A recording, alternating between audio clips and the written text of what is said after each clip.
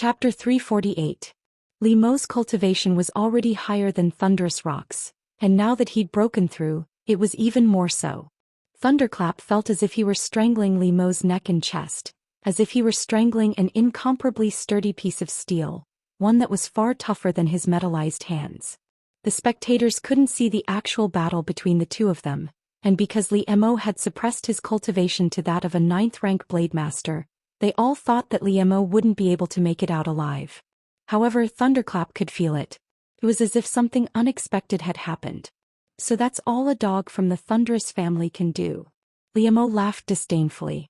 When Thunderclap Rock met Li Mo's gaze, the shock in his heart was no less than the fatty he'd fought. Your cultivation is actually higher than a peak blade master. When Thunderclap realized this, despite his arrogant nature, he immediately prepared to flee. Li Mo finally made his move. Just as Thunderous Rock was about to turn and flee, Li Mo's hands turned into a blur. Before anyone could see what was happening, Li Mo's hands had already grabbed Thunderous Rock's neck and lifted him into the air. Ah! Everyone, including the cultivators from the lower continents and the 7 great families of the Dark Abyss continent, let out exclamations of surprise at the same time. Fengbua, can you see through this person's cultivation? Feng Mian, the young master of the Feng family, asked a middle-aged man in his 50s by his side. The middle-aged man was dressed in an embroidered robe, and although he wasn't dressed like a warrior, his tall, straight figure and bright eyes made it clear that he was no ordinary servant. Fengbua narrowed his eyes as he looked at Li Mo. This person is intentionally concealing his strength, so I can't see through his cultivation. But to be able to defeat him so easily, he must be at least a peak 9th-rank blade master, Thunderous Rock didn't just sit there and wait for his death. With a flip of his hand, he pulled out a black dagger and stabbed it toward Li Mo's eyes. Li Mo! Yun Ruoyan cried out in fright, but what happened next shocked everyone. The dagger had accurately pierced into Li Mo's left eye, but it felt as if it had stabbed into something harder than steel. The dagger was unharmed, and so was Li Mo's eyes. A level 2 peak blade master. Fengbua finally saw through Li Mo's true cultivation, and he couldn't help but sound surprised. Count Qingfeng, what did you say? Feng Mian's attention was caught by the scene unfolding before him, and he didn't hear Count Qingfeng's words. That black-robed fellow is actually a peak 2nd-level blade master. Count of Wind repeated. After reaching the 2nd level of perfection, the solid matter condensed from spirit force elements on the surface of the body will become illusory. Generally, it's impossible to see with the naked eye. Everyone thought that this person used his body to block Thunderclap's dagger, but that's not the case. It's quite rare for a cultivator from a low-tier continent to have such a high cultivation. Count of Wind turned to Feng Mian. Young master, if we can make this person our slave, we'll be able to greatly strengthen our Feng family. Count of Wind is right. The highest level of cultivation I've seen in the past was only a peak 9th-rank blade master. I didn't expect to see a 2nd-level blade master today, Feng Mian commented. But that kid from the Thunderclap family isn't a pushover either. We'll have to plan this carefully. A series of soft cracking sounds could be heard. Li Mo had crushed the metallized skin on Thunderrock's neck.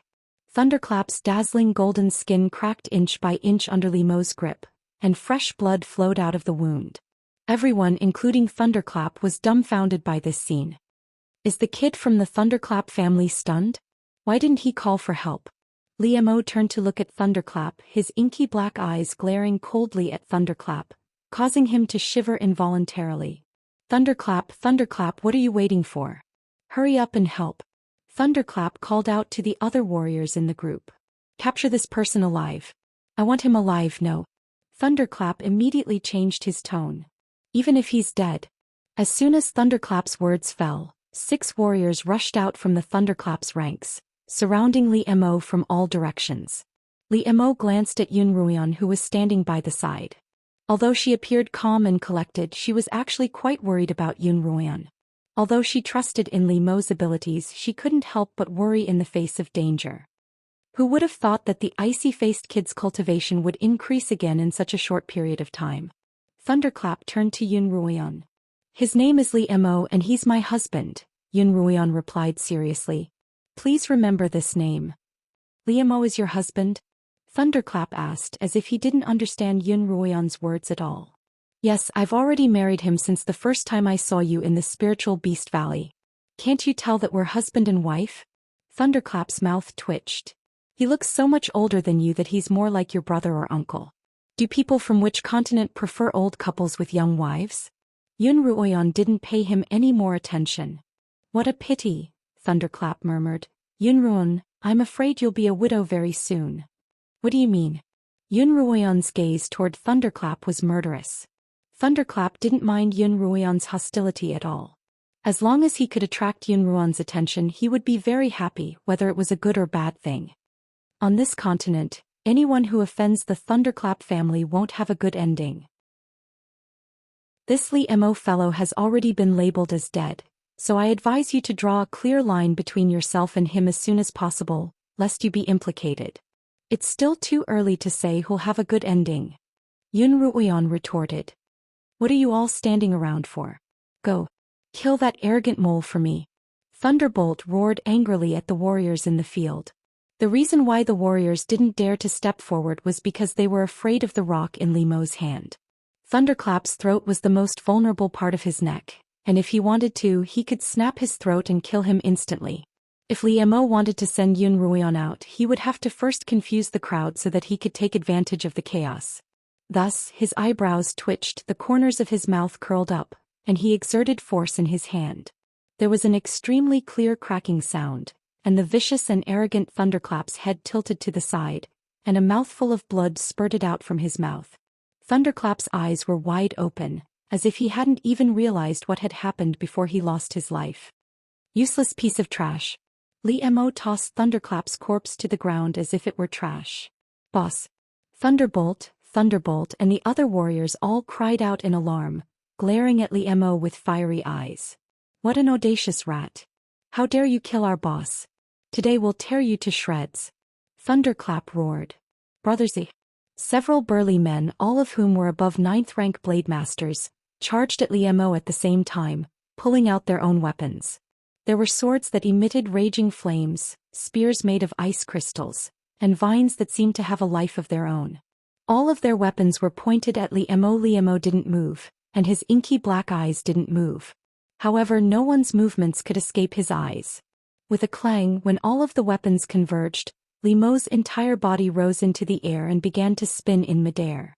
His rapidly spinning body landed on top of the crowd's weapons, sending the weapons of those who hadn't retreated in time flying. Li Mo's body didn't stop spinning. Gradually, a whirlwind began to form around Li Mo's body, and the whirlwind grew larger and larger, sweeping up the dirt on the ground and causing a cloud of dust to rise. Apart from those within the pillar of light, the rest of the 7 noble families covered their mouths and noses with their sleeves. Yun Ruoyan's vision was also obscured by the flying dust. Suddenly, a hand grabbed her arm. Thinking that it was Thunderclap, Yun Ruoyan pulled out a dagger and was about to stab the man when she heard Li Mo's low voice. It's me. Let's get out of here. A green light appeared beneath Li Mo's feet and he took Yun Ruoyan into the air. Li Mo's trying to escape with Yun Ruoyan. Rong Yueshan shouted from within the pillar of light. When the warriors heard this, they didn't care about the sand in their eyes. Sword light rose from their feet and they soared into the sky. Young master, this old man will go take a look. Count of Wind said to Wind Crown. A 5-colored sword light appeared under his feet as he gave chase. Li Mo and Yun Ruoyan quickly arrived at the restrictive wall, and their pursuers were just as quick. Li Mo stretched out both fists, channeling all of his spiritual energy into them, and then punched at the wall with all his might. As a peak 2nd-rank blade master, coupled with Li Mo's full-strength attack, the force of the blow was immense. Yun Ruoyan saw that the transparent wall actually rippled, indicating that it had been shaken quite a bit. With a loud boom, Li Mo's second punch successfully blasted a large hole in the wall. Where do you think you're going? The pursuers were already very close. Leave first. My sword of azure light will take you to a safe place, Li Mo said. Once I've dealt with these pursuers, I'll come find you. But without your sword, how are you going to fly? Yun Ruoyan asked. I have my own ways. You go first. As he spoke, Li Mo leaped off the sword and kicked a burly man behind him. Chapter 349. The warriors of the Thunderbolt family had thought that Li Mo was going to escape with Yun Ruoyun, but they hadn't expected him to suddenly turn around and attack them. The one leading the charge was Thunderbolt, whose temper was second only to Thunderbolt's. Li Mo kicked him in the chest, causing him to fall from his sword. Thunderbolt. Thunderbolt chased after Thunderbolt's falling body. Spiritual swords had a master, and Thunderbolt's sword under Li Mo's feet turned into a streak of light as it chased after its master. By then, Li Mo had already leaped into the air and kicked at another warrior, sending him flying as well. Having learned their lesson, the rest of the warriors were on their guard, and they quickly distanced themselves from Li Mo. Just then an ice crystal formed beneath Li Mo's feet, and he leaped into the air once more. Just as he was about to fall, another ice crystal formed beneath his feet. Even without his spiritual sword, Li Mo was still able to prevent himself from falling. Everyone be careful. This person doesn't have a spiritual sword. Thunderbolt shouted. It won't be convenient for us to move either. Everyone attack from all directions. At Thunderbolt's command, all of the warriors attacked Li Mo at the same time, which was exactly what Li Mo had wanted. Although Li Mo didn't have a spiritual sword, his spiritual energy cultivation was quite high, and he could form ice crystals in midair in the blink of an eye. However, stepping on ice crystals would inevitably slow him down, and he wouldn't be able to take the initiative to attack. Just as all the warriors were about to attack him from different directions, Li Mo stepped on the ice crystals and stretched his arms to his sides. Dozens of icicles that were twice as thick as usual appeared around him, forming a dense circle around him. These icicles glowed with an eerie blue light, and even though they were 20 to 30 feet away, the warriors could still feel the bone-chilling cold from them. Go! Li Mo growled, and the ice crystals shot toward the warriors charging at him, causing a cacophony of screams to fill the air. All of this happened in the blink of an eye. 2 of the warriors were struck by the icicles and fell from midair, while one managed to dodge in time. Of the 2 spiritual swords, one chased after its master, while the other remained motionless.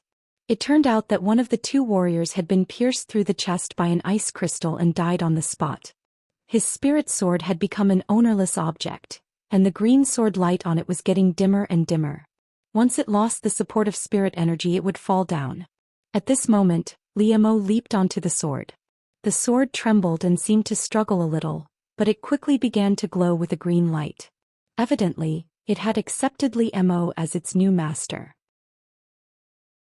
But before they could even blink, Li Mo had already transformed into a shadow and kicked them off the spiritual sword. The warriors of the Dark Abyss continent are nothing more than this, Li Mo said indifferently as he looked at the 3 fallen warriors. Then he stepped on the spiritual sword he had just subdued, turned around and was about to leave. Hero, save me. At this moment a cry for help came from below. Li Mo looked down. He saw that the pillar of light on the ground had been removed, and a large group of hundreds of cultivators had been released. Dozens of warriors from the other 6 families had charged into the crowd at the same time. These cultivators from the lower continents were mostly 8th rank blade masters, while the warriors from the 6 families were all 9th rank blade masters.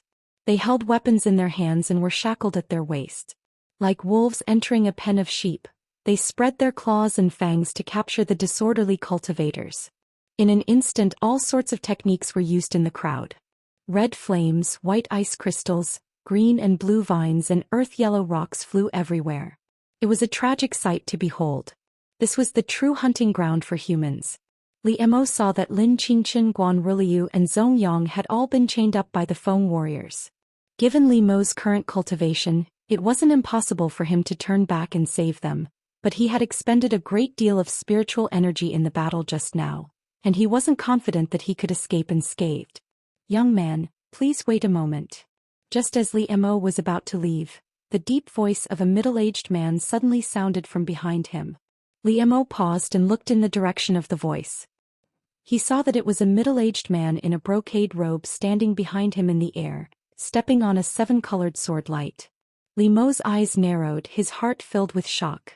He hadn't even noticed when this middle-aged man had appeared behind him. What can I do for you, senior? This man's cultivation was definitely higher than Li Mo's, and Li Mo's tone no longer contained any of his previous condescension. It's rare for a young man of your cultivation to appear on a lower continent, the Count of Feng said amiably. Count of Feng said to Li Mo with a friendly expression. But on the Dark Abyss continent, even if your cultivation isn't bad, you won't be able to do much on your own. Why don't you join the Feng family? Thank you for your kindness, senior. Li Mo's tone remained indifferent. I'm used to being on my own and I don't need protection. We'll meet again. Li Mo turned to leave, but a streak of light flashed past him and sealed the hole in the wall that Li Mo had shattered with his fist. Li Mo turned back, his eyes glinting coldly at the Count of Feng. Young man, you're too impulsive. You need to be taught a lesson. The Count of Feng's amiable expression vanished, and an aura so powerful that even Li Mo was shocked emanated from his body. The Count of Feng spread out his hands and used the icicle technique that Li Mo had used earlier. Dozens of icicles formed. Li Mo pushed his hands forward, forming a wall of ice in front of him. The Count of Feng clasped his hands together, and the dozens of icicles quickly gathered together to form a giant icicle. The sharp icicle was aimed in Li Mo's direction. Young man, haven't you seen this move before? The Count of Feng laughed. If you can withstand this, I'll let you go. The Count of Feng pushed his hands forward, and the giant icicle spun and pierced the ice shield in front of Li Mo. Shards of ice scattered in all directions. Li Mo tried his best to infuse all his spiritual energy into the ice shield to increase its durability. Not bad, the Count of Feng said, then infused some of his spiritual energy into the icicle. Blood immediately flowed from the corner of Li Mo's mouth. He'd already expended a lot of spiritual energy in the previous battles, and now that he was facing someone with a much higher cultivation than him, it was obvious that his spiritual energy was insufficient. Forcefully exerting his strength had damaged his body. If this continued, his spiritual vortex would rupture, and the consequences would be unimaginable. Seeing that Li Mo was at the end of his tether, the Count of Feng added a bit more spiritual energy. Li Mo spat out a mouthful of blood, and the ice shield in front of him instantly vanished. The giant icicle spun toward Li Mo's face. Li Mo closed his eyes. Just as the icicle was a few millimeters away from Li Mo's face, it suddenly vanished as well. Li Mo's consciousness gradually blurred, and he finally fell from the spiritual sword. The Count of Feng waved a hand toward Li Mo's falling body, and a gust of wind appeared beneath him, carrying him slowly to the front of the Feng family's entourage. On the ground, the hundreds of cultivators from the lower-ranked continents had all been captured, and they stared at the unconscious Li Mo in despair. Some of the students of Kongming Academy in particular were even weeping. They'd long known that this would be a dangerous mission, but they hadn't expected to be enslaved as soon as they'd arrived, handcuffed like livestock. Coupled with the fact that Li Mo had been captured, their hearts were filled with despair. Count of Feng, you're indeed a man of your word, Thunderclap said as he walked up to the Feng family's entourage. You flatter me, Second City Lord, the Count of Feng smiled amiably. It's a pity that the girl escaped.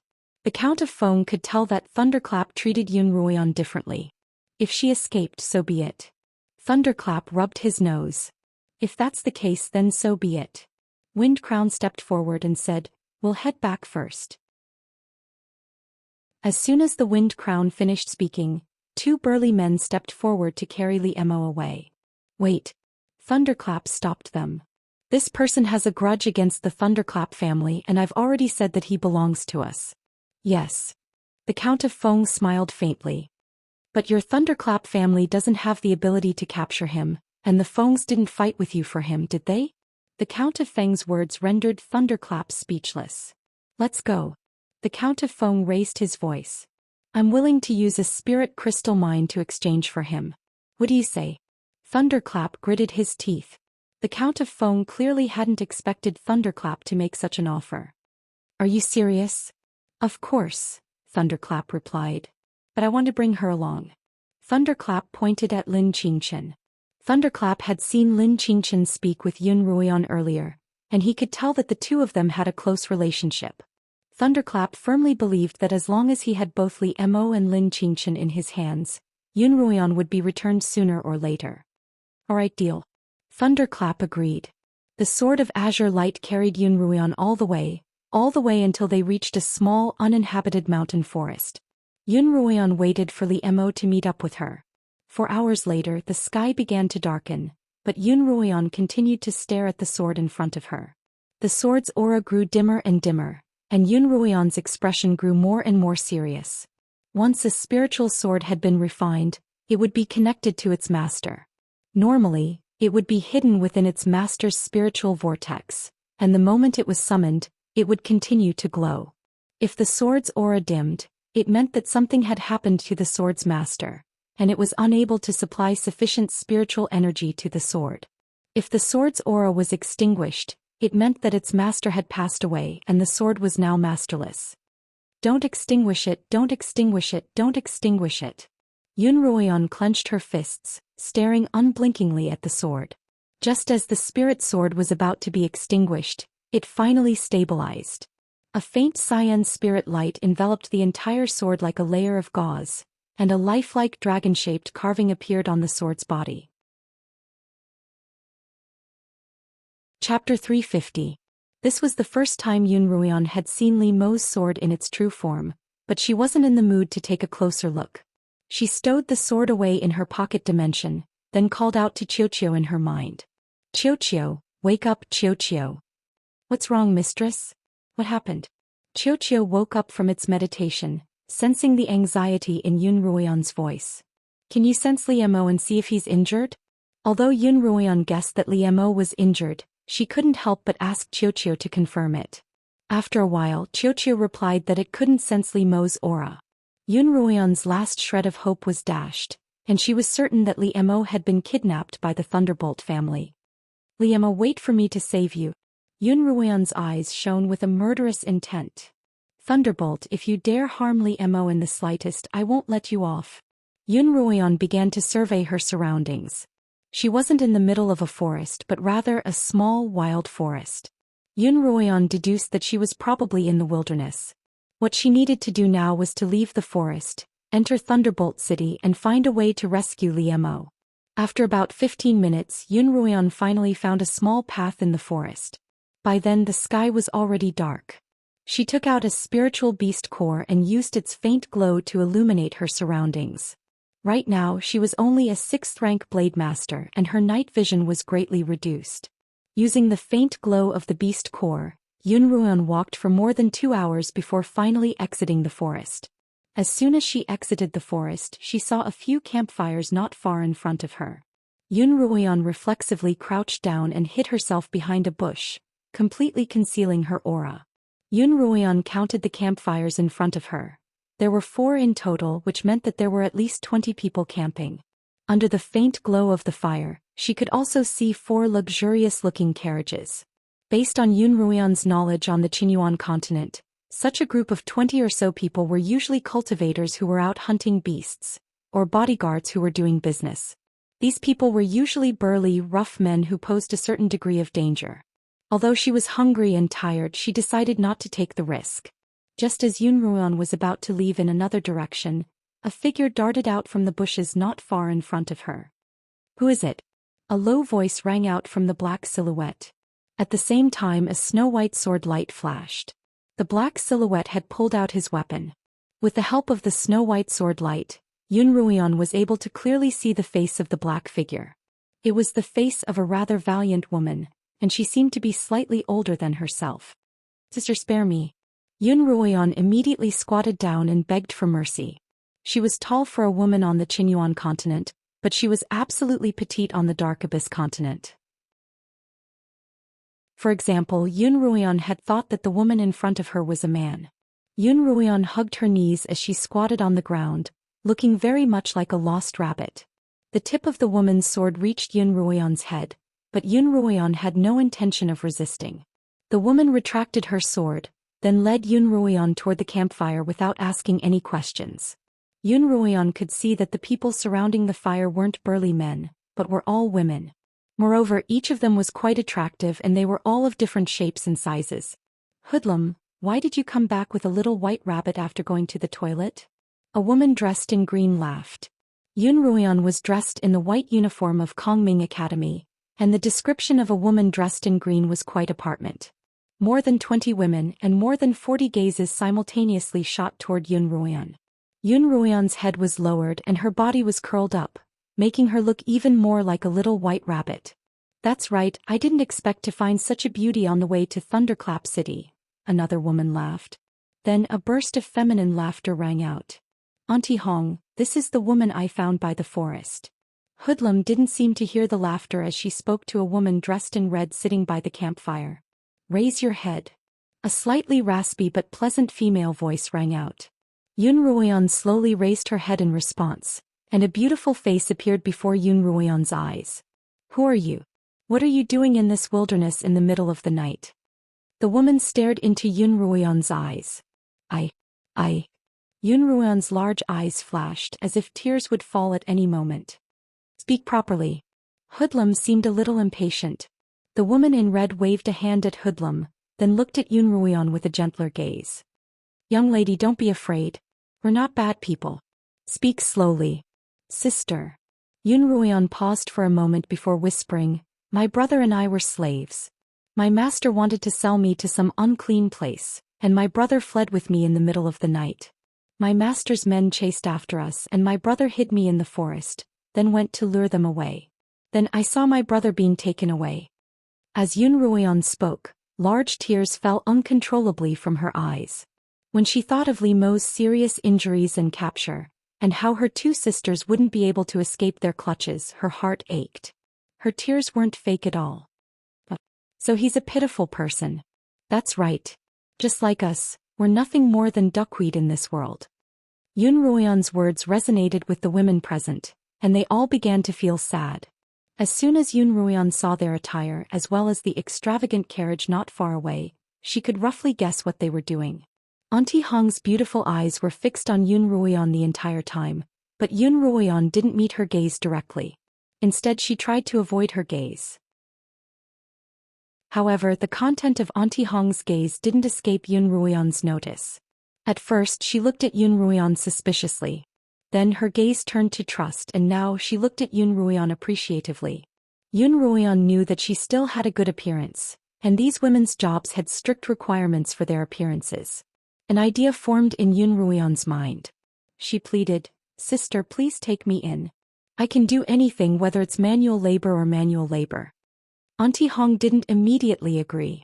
She lowered her head in thought for a moment, then asked Yun Ruoyan, which city are you from and which family's servant are you from? Yun Ruoyan instantly knew why Auntie Hong was asking this. If the city they were heading to was the city that Yun Ruoyan had escaped from, it would bring trouble to the group. Yun Ruoyan blurted out, I'm from Wind City, a servant of the Feng family. We're going to Thunder City. The Feng and Thunder families have always had a grudge, and the two cities rarely interact with each other. It's not a problem. Auntie Hong, please take her in, the green-clothed woman pleaded. The other women also began to plead for her. Do you really want to stay with me? Auntie Hong asked Yun Ruoyan. Yes, please take me in, Auntie Hong, Yun Ruoyan replied. Do you know what we do? Auntie Hong asked again. I've seen you in Wind City. You're courtesans who sell your skills, not your bodies, Yun Ruoyan replied. All right, in that case you can stay with me for now. Auntie Hong finally nodded in agreement. But I don't keep idlers here. Before you can go on stage to sell your skills, you should follow Hoodlum and do some chores. Just like that, Yun Ruoyan successfully joined the group of 20-odd courtesans. Come, little white bunny, sit here with me, the green-clothed woman beckoned to Yun Ruoyan, and Yun Ruoyan obediently sat down. You're quite the beauty, the green-robed woman praised, propping her chin on her palm as she looked at Yun Ruoyan. Sister, you're pretty too, Yun Ruoyan praised the woman sincerely, causing the woman to giggle again. Sister, I heard from brother that the city lord of Thunder City is very powerful. Is that true? Yun Ruoyan asked. Sister, you said that Thunder City and Wind City aren't on good terms. If Thunder City were to attack Wind City, which city would be more powerful? The city lord of Thunder City, Thunderflame, is very powerful, the green-clothed woman replied. His eldest son, the young lord of Thunder City, is also quite capable. If the two cities were to go to war, Thunder City would have a higher chance of winning. Why are you asking about this? I'm thinking that if Thunder City defeats Wind City, my brother might be saved. Yun Ruoyan had long since known that the green-clothed woman would ask this question, so she told her the answer she had prepared beforehand. Don't even think about it, the green-clothed woman replied. Then why? Aren't the two families at odds? Yun Ruoyan pressed. Because of the spirit crystal mine. Little Qing replied. Don't tell me you don't even know that. I'm a lowly servant and I rarely leave the estate. All right, if there's anything you don't know, I'll tell you. Little Qing told Yun Ruoyan that the Thunder family controlled most of the spirit crystals on the continent. Spirit crystals were a necessity for cultivation and could even be used as currency. In short, they were extremely valuable. The other families all had to obtain spirit crystals from the Thunder family, so they couldn't openly offend them no matter how displeased they were. As a result, the Thunder family had relied on mining spirit crystals to become the hegemon of the continent. So that's how it is. Yun Ruoyan thought. She really wanted to ask the woman for a spirit crystal to see what it looked like, but she was afraid of exposing herself, so she could only give up. Alright, it's getting late. Everyone, let's sleep early. We still have a long journey tomorrow, Auntie Hong said. Everyone slept in their own blankets and the green-clothed woman and Yun Ruoyan squeezed into one. Chapter 351. In her dreams, Li Mo and the Lin sisters were locked up in a dark, damp dungeon. Li Mo was heavily injured and unconscious, and no matter how much she called out to him, he wouldn't wake up. Li Mo. Yun Ruoyan called out in her dreams. Hey little bunny, wake up, wake up. The girl in green nudged Yun Ruoyan awake and she immediately sat up.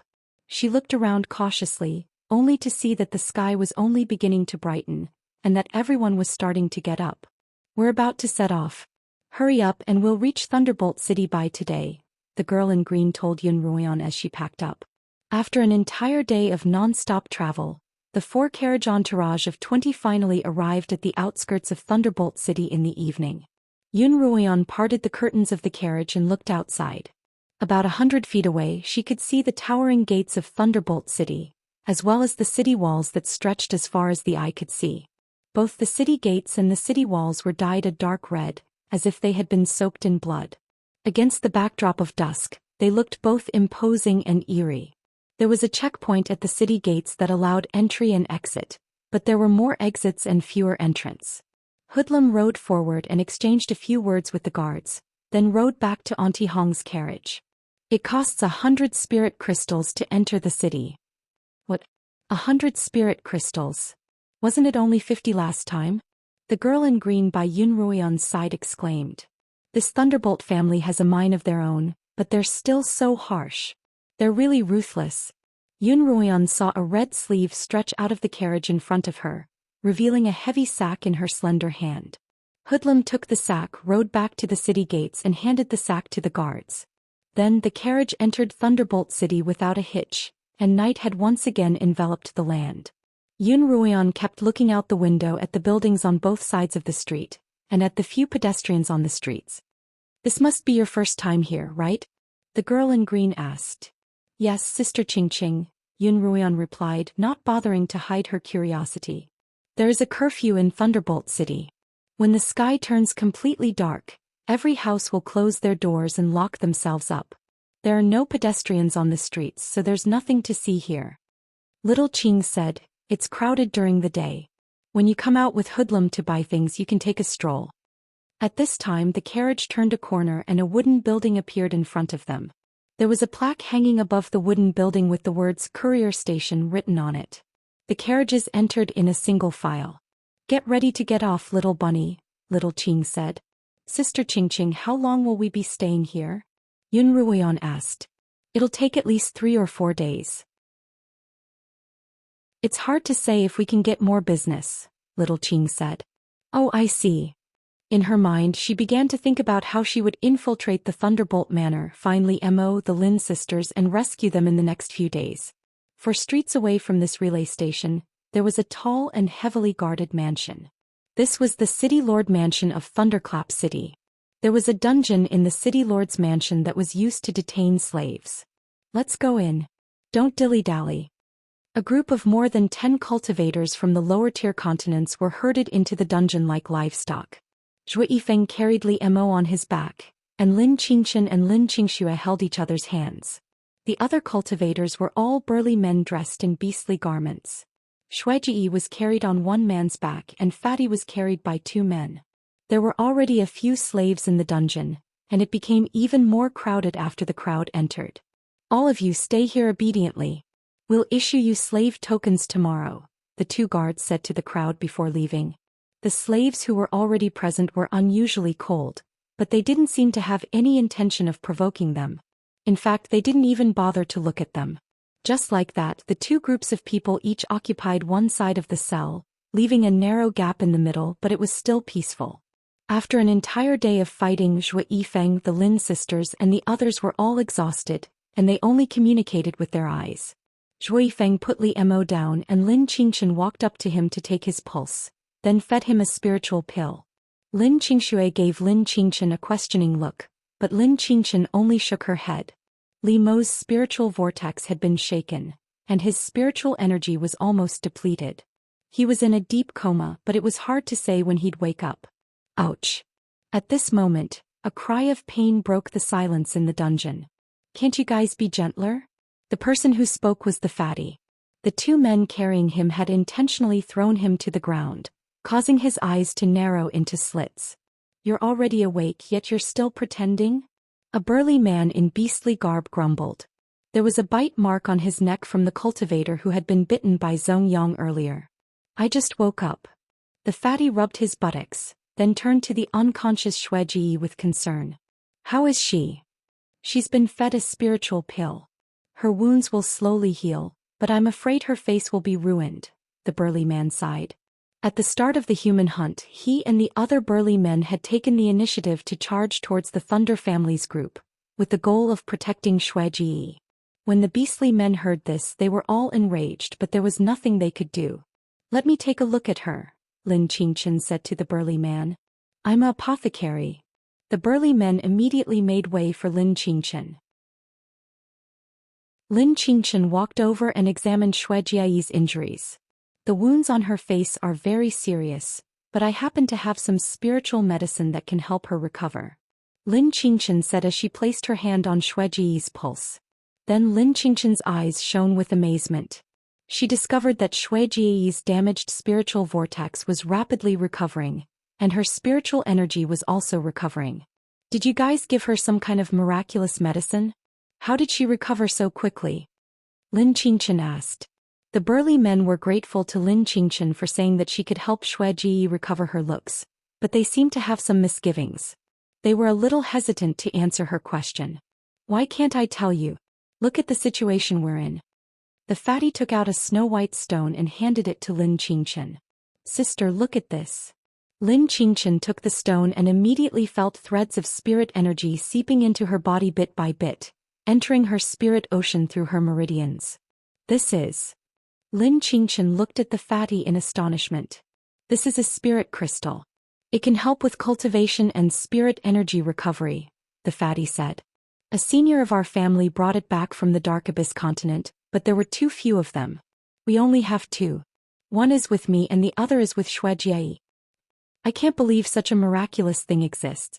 Lin Qingchen couldn't help but say, many people from our academy have entered the Dark Abyss continent, but I've never heard of the existence of a stone like this. Lin Qingchen handed the stone back to the fatty after saying this. I'll give this to you as a token of my gratitude. The fatty didn't take it. Coincidentally, you have a seriously injured person on your side. It might be of use to him. Thank you very much.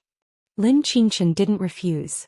She took out the ointment she'd brought with her and applied it to Xueji's face, then returned to Li Mo's side with the spirit crystal.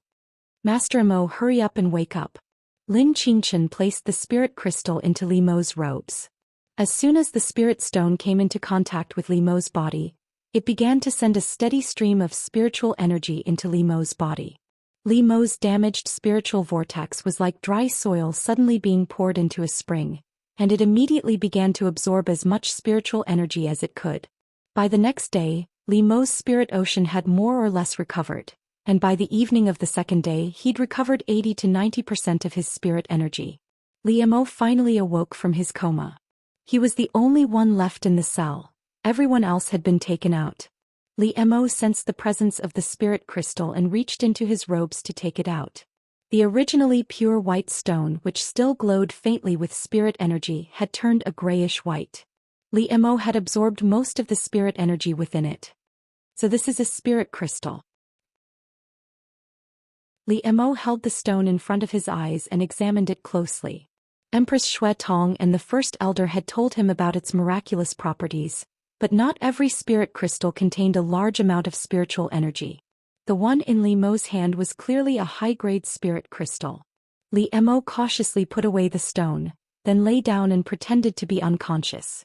The footsteps stopped at the cell's entrance. Why isn't he awake yet? Is he dead? The burly man in charge of the slaves muttered to himself as he looked at the unconscious Li Mo. The sound of a lock being unlocked could be heard as the burly man approached Li Mo. At this time, Li Mo had two choices in front of him. First, he could defeat the burly man.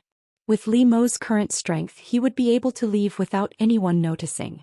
Then he could easily find Yun Ruian based on his connection with the Azure Light Sword. Second, continue to feign unconsciousness and wait for an opportunity to strike. He had already entered the Thunderbolt Manor and Qin Feng, the Lin sisters and Zhu Yifeng were all there. If he left, it would be difficult for him to come back and rescue them. The guard kicked Li Mo lightly, then felt for the artery in his neck. After confirming that he was still alive, he turned and walked out of the cell. In that short period of time, Li Mo quickly made a decision. Stay. Although he was worried about Yun Ruian, he decided to save everyone this time so that he wouldn't have to take her on a second adventure. Only after the burly man left did Li Mo slowly open his eyes. Within the city lord's manor, all of the slaves had been gathered in a sparring arena. A youth dressed in a brocade robe sat atop the sparring arena. The second young master, Pai Yong. Second young master, everyone's here, the bearded steward said eagerly.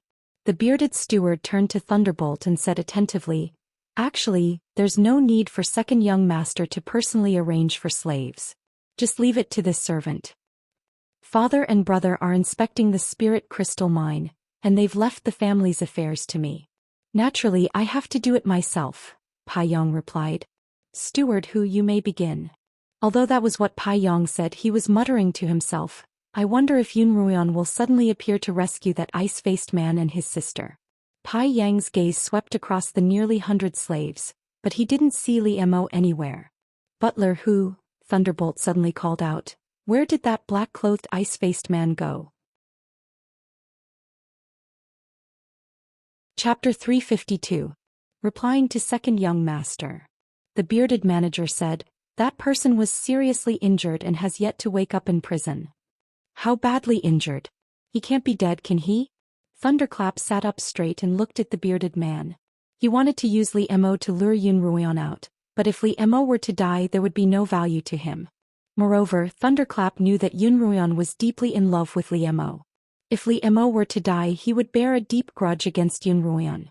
This wasn't the outcome Thunderclap wanted. "He's not dead, not dead," Steward who hurriedly replied.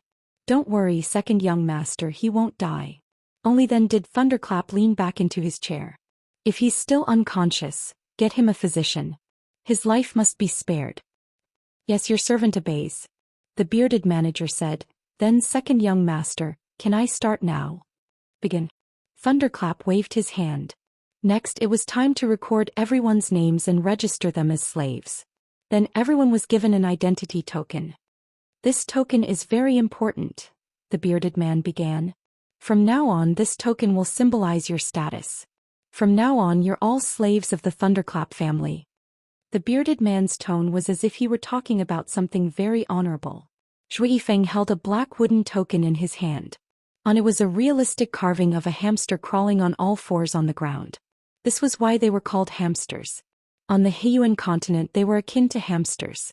"Damn it, the burly man with teeth marks on his neck raised his hand and was about to smash the token on the ground. The fatty grabbed his hand. Hey, don't be rash." "Oh, hey, listen to the fatty," Shuiji added. Only then did the burly man called Hey suppress his anger and stop himself from smashing the hamster token. Zhu Yifeng's grip on the token grew tighter and tighter, as if he were about to shatter it. Just then Su Bei's voice rang out by his ear. "Before you're strong enough, you must learn to be tactful and reserved." Zhu Yifeng slowly loosened his grip on the token. If I'm not strong enough, I must learn to be tactful and reserved, he muttered to himself. For the past 2 days Yun Ruoyan had been staying with the troop at the inn. Auntie Hong and Hoodlum had been leaving early and returning late these past few days. Xiaoqing had said that they were out looking for business. Yun Ruoyan asked what kind of business it was. Although Yun Ruoyan knew about the existence of geishas, she didn't know much about what they did. As a result, after Yun Ruoyan asked this question, she would be dragged out of bed by Qing every morning before dawn to train. There were more than 20 women who played the flute, played the piano, sang and danced. Each of them had their own unique skills. Xiaoqing was a dancer, so Yun Ruoyan naturally learned from her. Yun Ruoyan knew martial arts, so dancing wasn't a problem for her. After a few tries, Xiaoqing was impressed by Yun Ruoyan's talent, and said that the next performance would be the finale. That morning Yun Ruoyan had just finished training with Qing and was about to return to her room. As she passed by Hoodlum's house, she suddenly saw a faint light coming from the crack of the door. Yun Rongyan lightened her footsteps and walked to the window. She poked a hole with her finger and peered inside. She saw Hoodlum sitting on his bed, cultivating his spiritual energy in the morning. Cultivators usually cultivated their spiritual energy in the morning, but Hoodlum's cultivation method was something Yun Ruoyan had never seen before. She was sitting cross-legged on her bed, and a white stone that glowed with spiritual energy was flying around her. Yun Ruoyan could feel large amounts of spiritual energy emanating from the stone, directly absorbed by Hoodlum's body, and then converging in her spiritual vortex. A spirit crystal. This is a spirit crystal. Yun Ruoyan exclaimed inwardly. She heard footsteps in front of her, and Yun Ruoyan quickly walked away from Hoodlum's room. Little bunny, what are you doing? It's time for breakfast. Xiaoqing's figure appeared around the corner and called out to Yun Ruoyan. Hey, I'm coming. Yun Ruoyan hurriedly ran toward Xiaoqing. After breakfast, Yun Ruoyan had nothing else to do, so she began cultivating in her room. Ever since she'd been injured, she hadn't slacked off in her cultivation in the slightest. However, the results had been minimal, and her cultivation had always been limited to that of a 6th-rank blade master. If Li Mo were to cultivate with her, perhaps the results would be better, Yun Ruoyan thought. Mistress, the sword's reacting. Just as Yun Ruoyan thought of Li Mo, Qiuqiu's voice rang out in her mind. Yun Ruoyan immediately closed her eyes and sent her mental energy into the pocket dimension. Sure enough, the sword that had been glowing faintly in the pocket dimension was now glowing brightly, as if it had regained its former luster. That's great. Li Mo's healed. Yun Ruoyan exclaimed excitedly. In the afternoon, Hoodlum came to find Yun Ruoyan, telling her that he'd found some business and would be performing in a few days. As such, he needed to buy some necessities and had Yun Ruoyan accompany him on the streets. Yun Ruoyan had been wanting to visit the city lord's manor for the past few days, but hadn't found an opportunity. During the day the streets were bustling with activity, and by the time they reached the downtown area, it was even a little crowded. Yun Ruoyan was easily pushed away from Hoodlum by the crowd. She squeezed out of the crowd and found someone to ask for directions to the city lord's mansion. Then without stopping she rushed in the direction of the city lord's mansion. In just an hour, Yun Ruoyan had traversed 4 streets and arrived at the manor's main entrance. There were 4 high-ranking warriors standing by the entrance, and it would be almost impossible to enter through the main entrance. As Yun Ruoyan walked along the outer walls of the manor, she had Qiuqiu communicate with Li Mo through her mental energy. It didn't take long for Qiuqiu to connect with Li Mo. However, because of Yun Ruoyan's cultivation, Qiuqiu's mental energy was also restricted, so Qiuqiu couldn't communicate with Li Mo for long. Li Mo only had time to send a message to Qiuqiu before the two of them lost contact. How did it go, Qiuqiu? Yun Ruoyan asked anxiously. Mistress, I managed to contact Li Mo, Qiuqiu replied. But we lost contact very quickly. However, Li Mo said that he'd have deliver a letter to us in a while. After about 15 minutes, flew out of the manor and landed on Yun Ruoyan's shoulder. It opened its mouth and a scroll of paper landed in Yun Ruoyan's palm. Yun Ruoyan unfurled the scroll and saw the familiar handwriting. Her heart, which had been hanging by a thread for so many days, finally relaxed. In the letter, Li Mo informed Yun Ruoyan of the current situation in the manor. He also told her that Shui Yifeng was with him, and that Yun Ruoyan didn't need to worry and that she should wait for him. Once he found an opportunity to rescue Qin Feng, he would reunite with her. Li Mo also said that Mo should follow Yun Ruoyan. Li Mo's opponents were all so powerful that couldn't deal with them, and it wouldn't be of much use by Li Mo's side. Just follow me, Yun Ruoyan instructed Mo. I just happen to need you. When Yun Ruoyan returned to the relay station, Xiao Qing was anxiously looking for someone to look for her. When she saw Yun Ruoyan walk into the relay station, she flew into a rage. Where did you go? How could you lose track of someone? Xiao Qing scolded Yun Ruoyan. I'm sorry, Sister Qingqing. There were too many people and I got separated from Sister Afei. Yun Ruoyan lowered her head as if she had done something wrong and was willing to accept her punishment. When little Qing saw her like this, the anger that was born from her anxiety also dissipated. Are you hungry? How did you find me? Xiao Qing asked. I asked everyone on the way back, Yun Ruoyan replied pitifully. Alright, it's good that you're back. Everyone disperse. Auntie Hong stood by the railing on the second floor. The day after tomorrow we'll be going to the Zhang Manor to liven things up. Everyone make sure to arrange your performance as well. Yes, Auntie Hong, the crowd replied. After lunch and a short break, Yun Ruoyan and Xiao Qing began to rehearse. Xiao Qing asked Yun Ruoyan to dance with her. The rehearsal continued after dinner, and it wasn't until everyone was exhausted that they finally returned to their rooms to rest. Yun Ruoyan, however, didn't rest. She waited for Murphy. Not long after, it flew in through the gap in the window, holding a stone that glowed with a white spiritual light. Good job, Murphy. Yun Ruoyan praised. As it turned out, Yun Ruoyan had Murphy sneak into Afei's room and use its demonic voice to knock him out. Then it had borrowed her spirit stone. The reason why she said it was borrowed, not stolen, was because Yun Ruoyan would still have to return it after using it.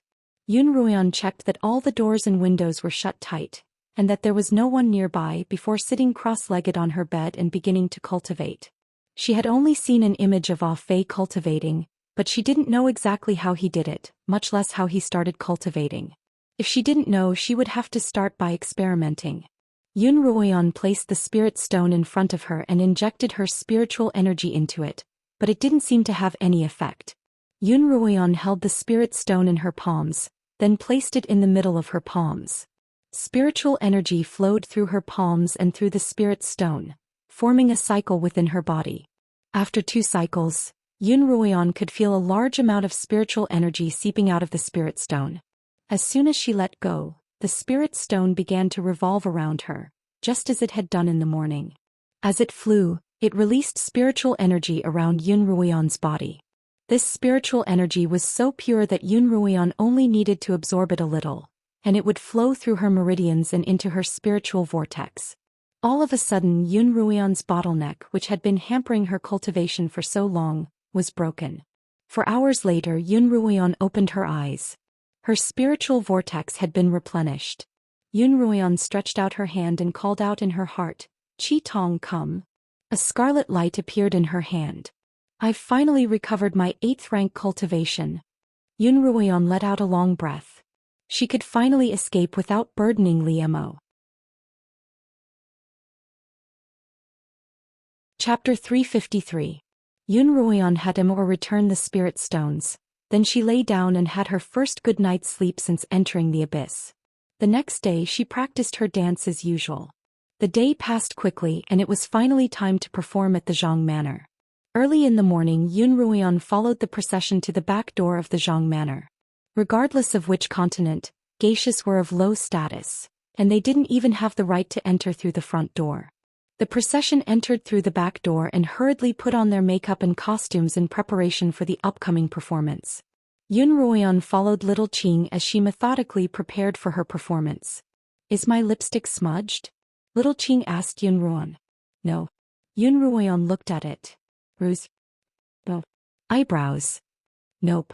Because there weren't enough mirrors in the crowd, little Qing used Yun Ruoyan as a mirror. Little bunny, aren't you scared or nervous? Little Qing asked Yun Ruoyan. Scared of what? Yun Ruoyan replied blithely. Aren't you nervous about going on stage? Little Qing looked incredulous. This is your first time on stage, but you're not scared or nervous at all. You're really born for this line of work.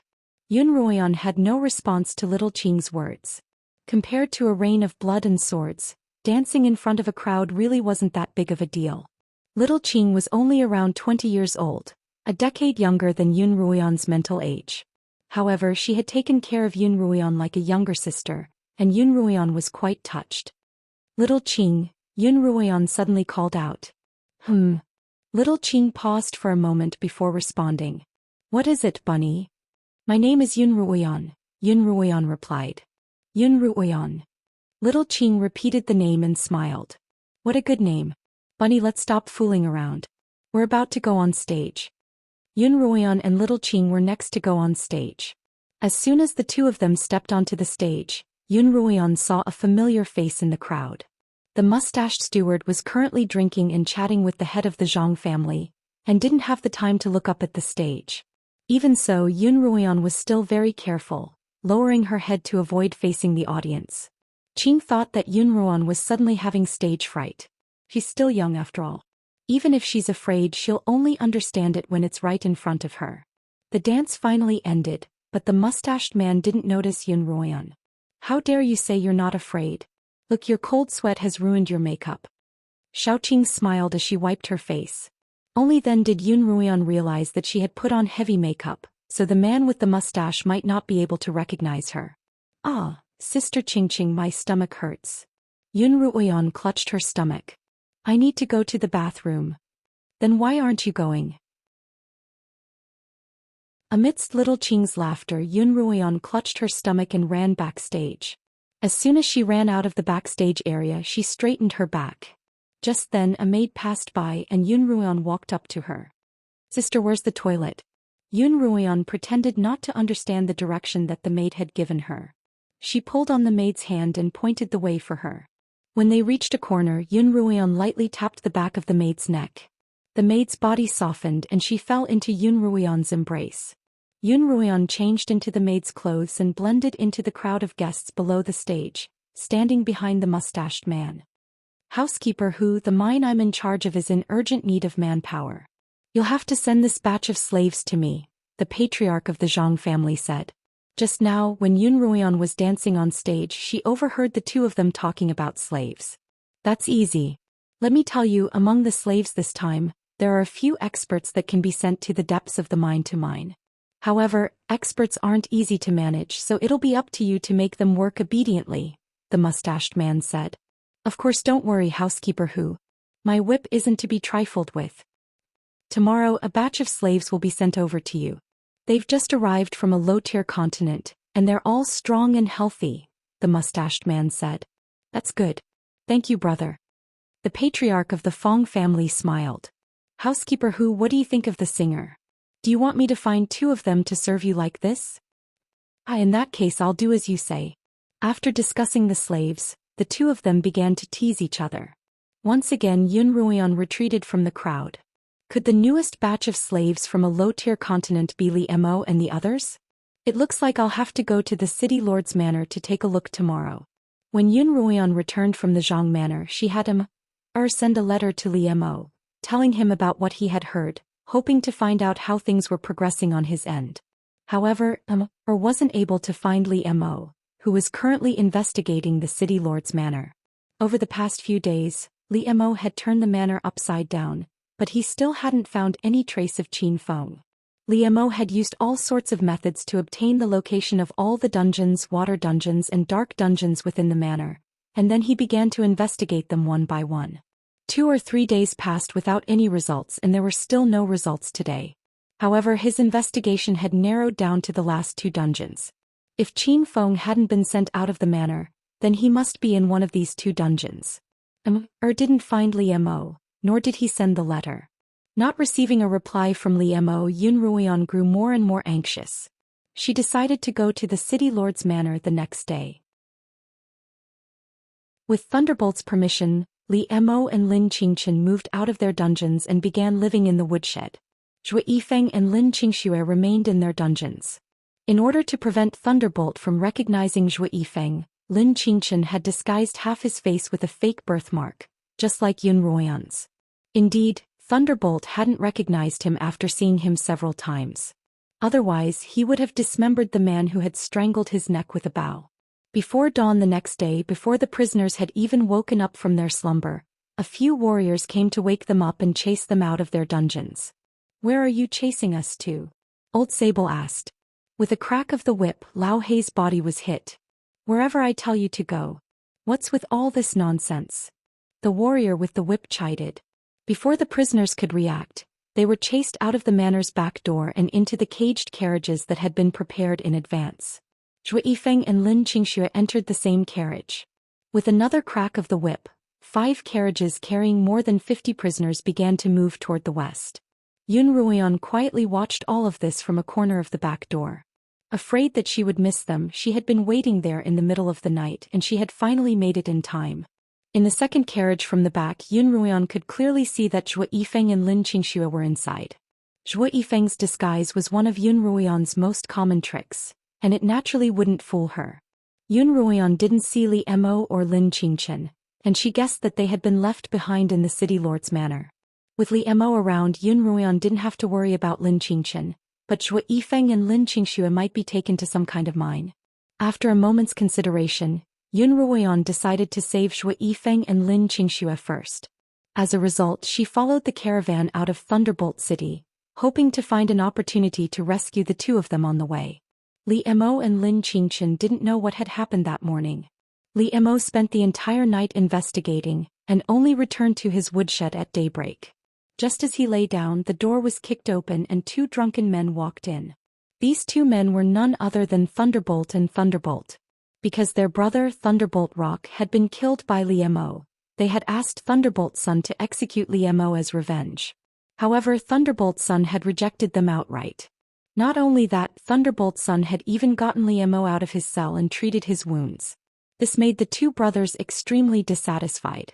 Over the past few days, no matter where or when, as long as they were unhappy, they would come looking for trouble with Li Mo. Although they didn't dare to kill him, they did beat him up. Li Mo was pretending that he hadn't fully recovered, so he couldn't retaliate, nor could he use spiritual energy to protect himself. All he could do was endure the blows. Over the past few days, his body was riddled with injuries. "You're sleeping so soundly. Wake up." Thunderbolt tipped the flask of wine in his hand at Li Mo, spilling the contents all over him. "My brother's killer is absolutely irreconcilable." Thunderbolt was also swaying unsteadily from the alcohol. "But my enemy is right in front of me and I can't kill him." "If you can't kill him, then beat him until he's better off dead than alive." The 2 men dragged Li Mo from the wooden bed to the ground and began kicking him violently. Li Mo protected his vitals and didn't move or make a sound. Both of them felt as if they weren't beating a person but rather a piece of wood. There was no joy in beating someone up at all. The 2 of them were tired of fighting and felt that there was no meaning in fighting anymore, so they both stopped. "You're not afraid of being beaten and you're not afraid of death. I don't believe there's nothing you're not afraid of." "There's one thing he's afraid of," Thunderbolt said. "What?" "A woman," Thunderbolt continued. Lily continued, "Do you still remember that day when this bastard let a woman go? That woman was definitely his lover or relative, and she was definitely someone very important to him." Right, Thunderbolt hurriedly added. "When he was fighting with brother, that woman was watching coldly from the sidelines." "Let me think." Thunderbolt slapped his head. I remember now. The second young master called her Yun Ruoyan, and I even saw a portrait of her." "I remember too," Thunderbolt added. "Her name was Yun Ruoyan and she was quite pretty. How would she taste compared to the girls in the brothels?" As soon as Thunderbolt said this, Li Mo's eyes, which were hidden beneath his arms, shot out a murderous glare. "Who cares what she tastes like? Once we catch her, kill her and let this bastard have a taste of losing a loved one." "That won't do." "Wouldn't that be a waste? I'll have to make sure she's in pain." Thunderbolt only got half of his sentence out before the other half was forever stuck in his throat. At some point, Li Mo had stood up, and one of his hands had pierced through Thunderbolt's back and out of his chest.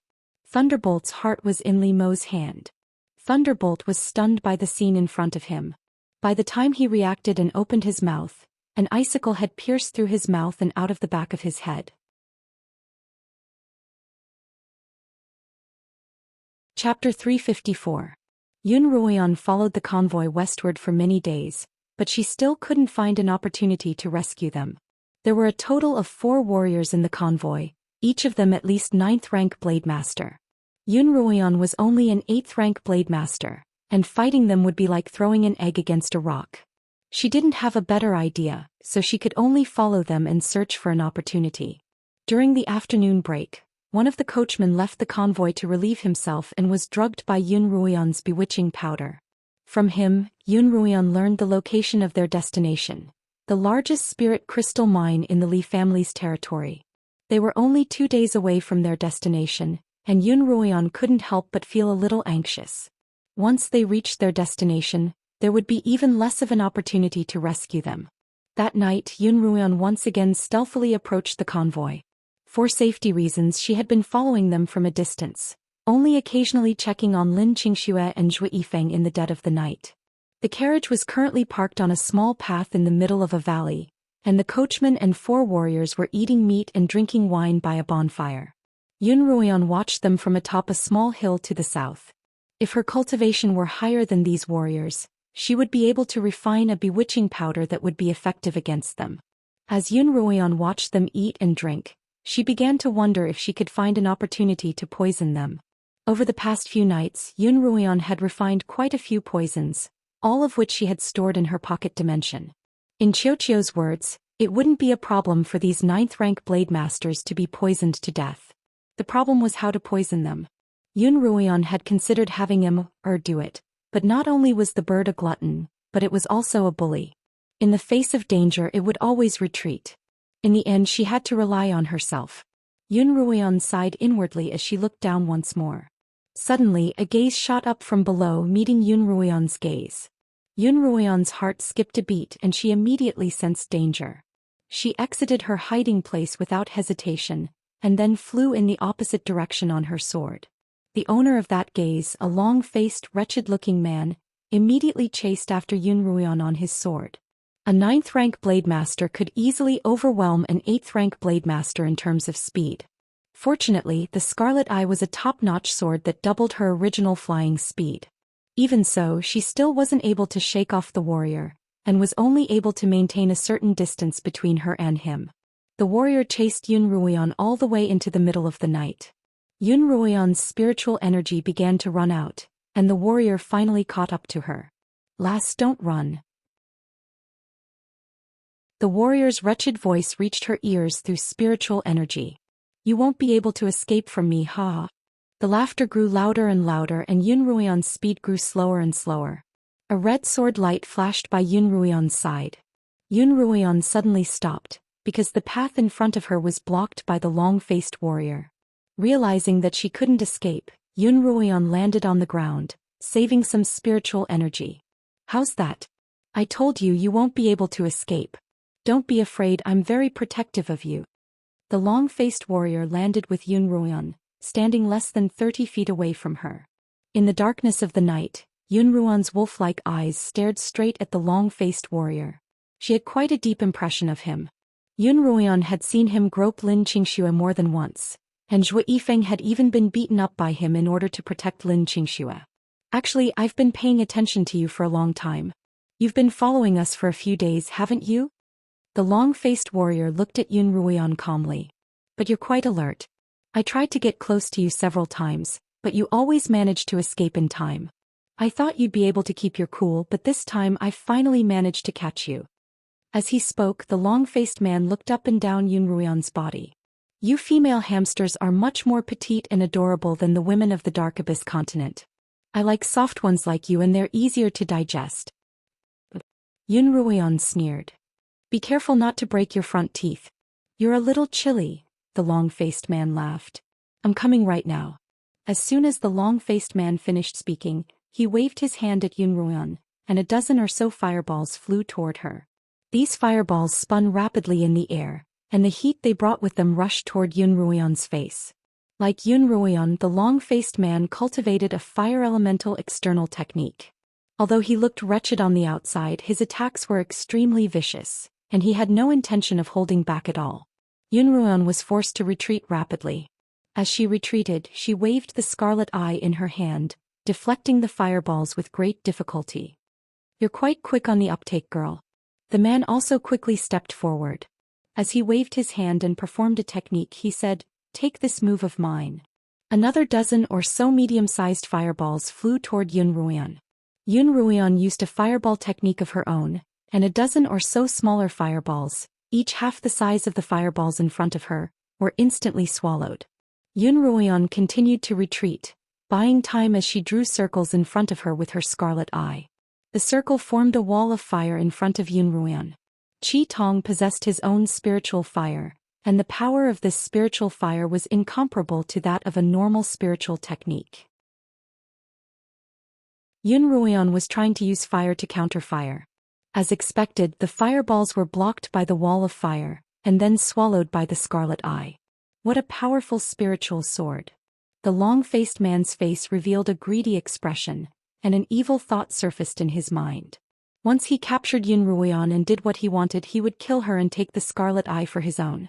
Then don't blame me for being ruthless. The long-faced man turned his hand and took out a long spear. Then he threw the spearhead in the air and a flame rose above the spearhead. Then the long-faced man stabbed at Yun Ruoyan. Yun Ruoyan used the scarlet eye to block the tip of the spear, but the flaming spearhead was like a fish in water, unusually cunning. Yun Ruoyan's scarlet eye couldn't even touch the tip of the spear.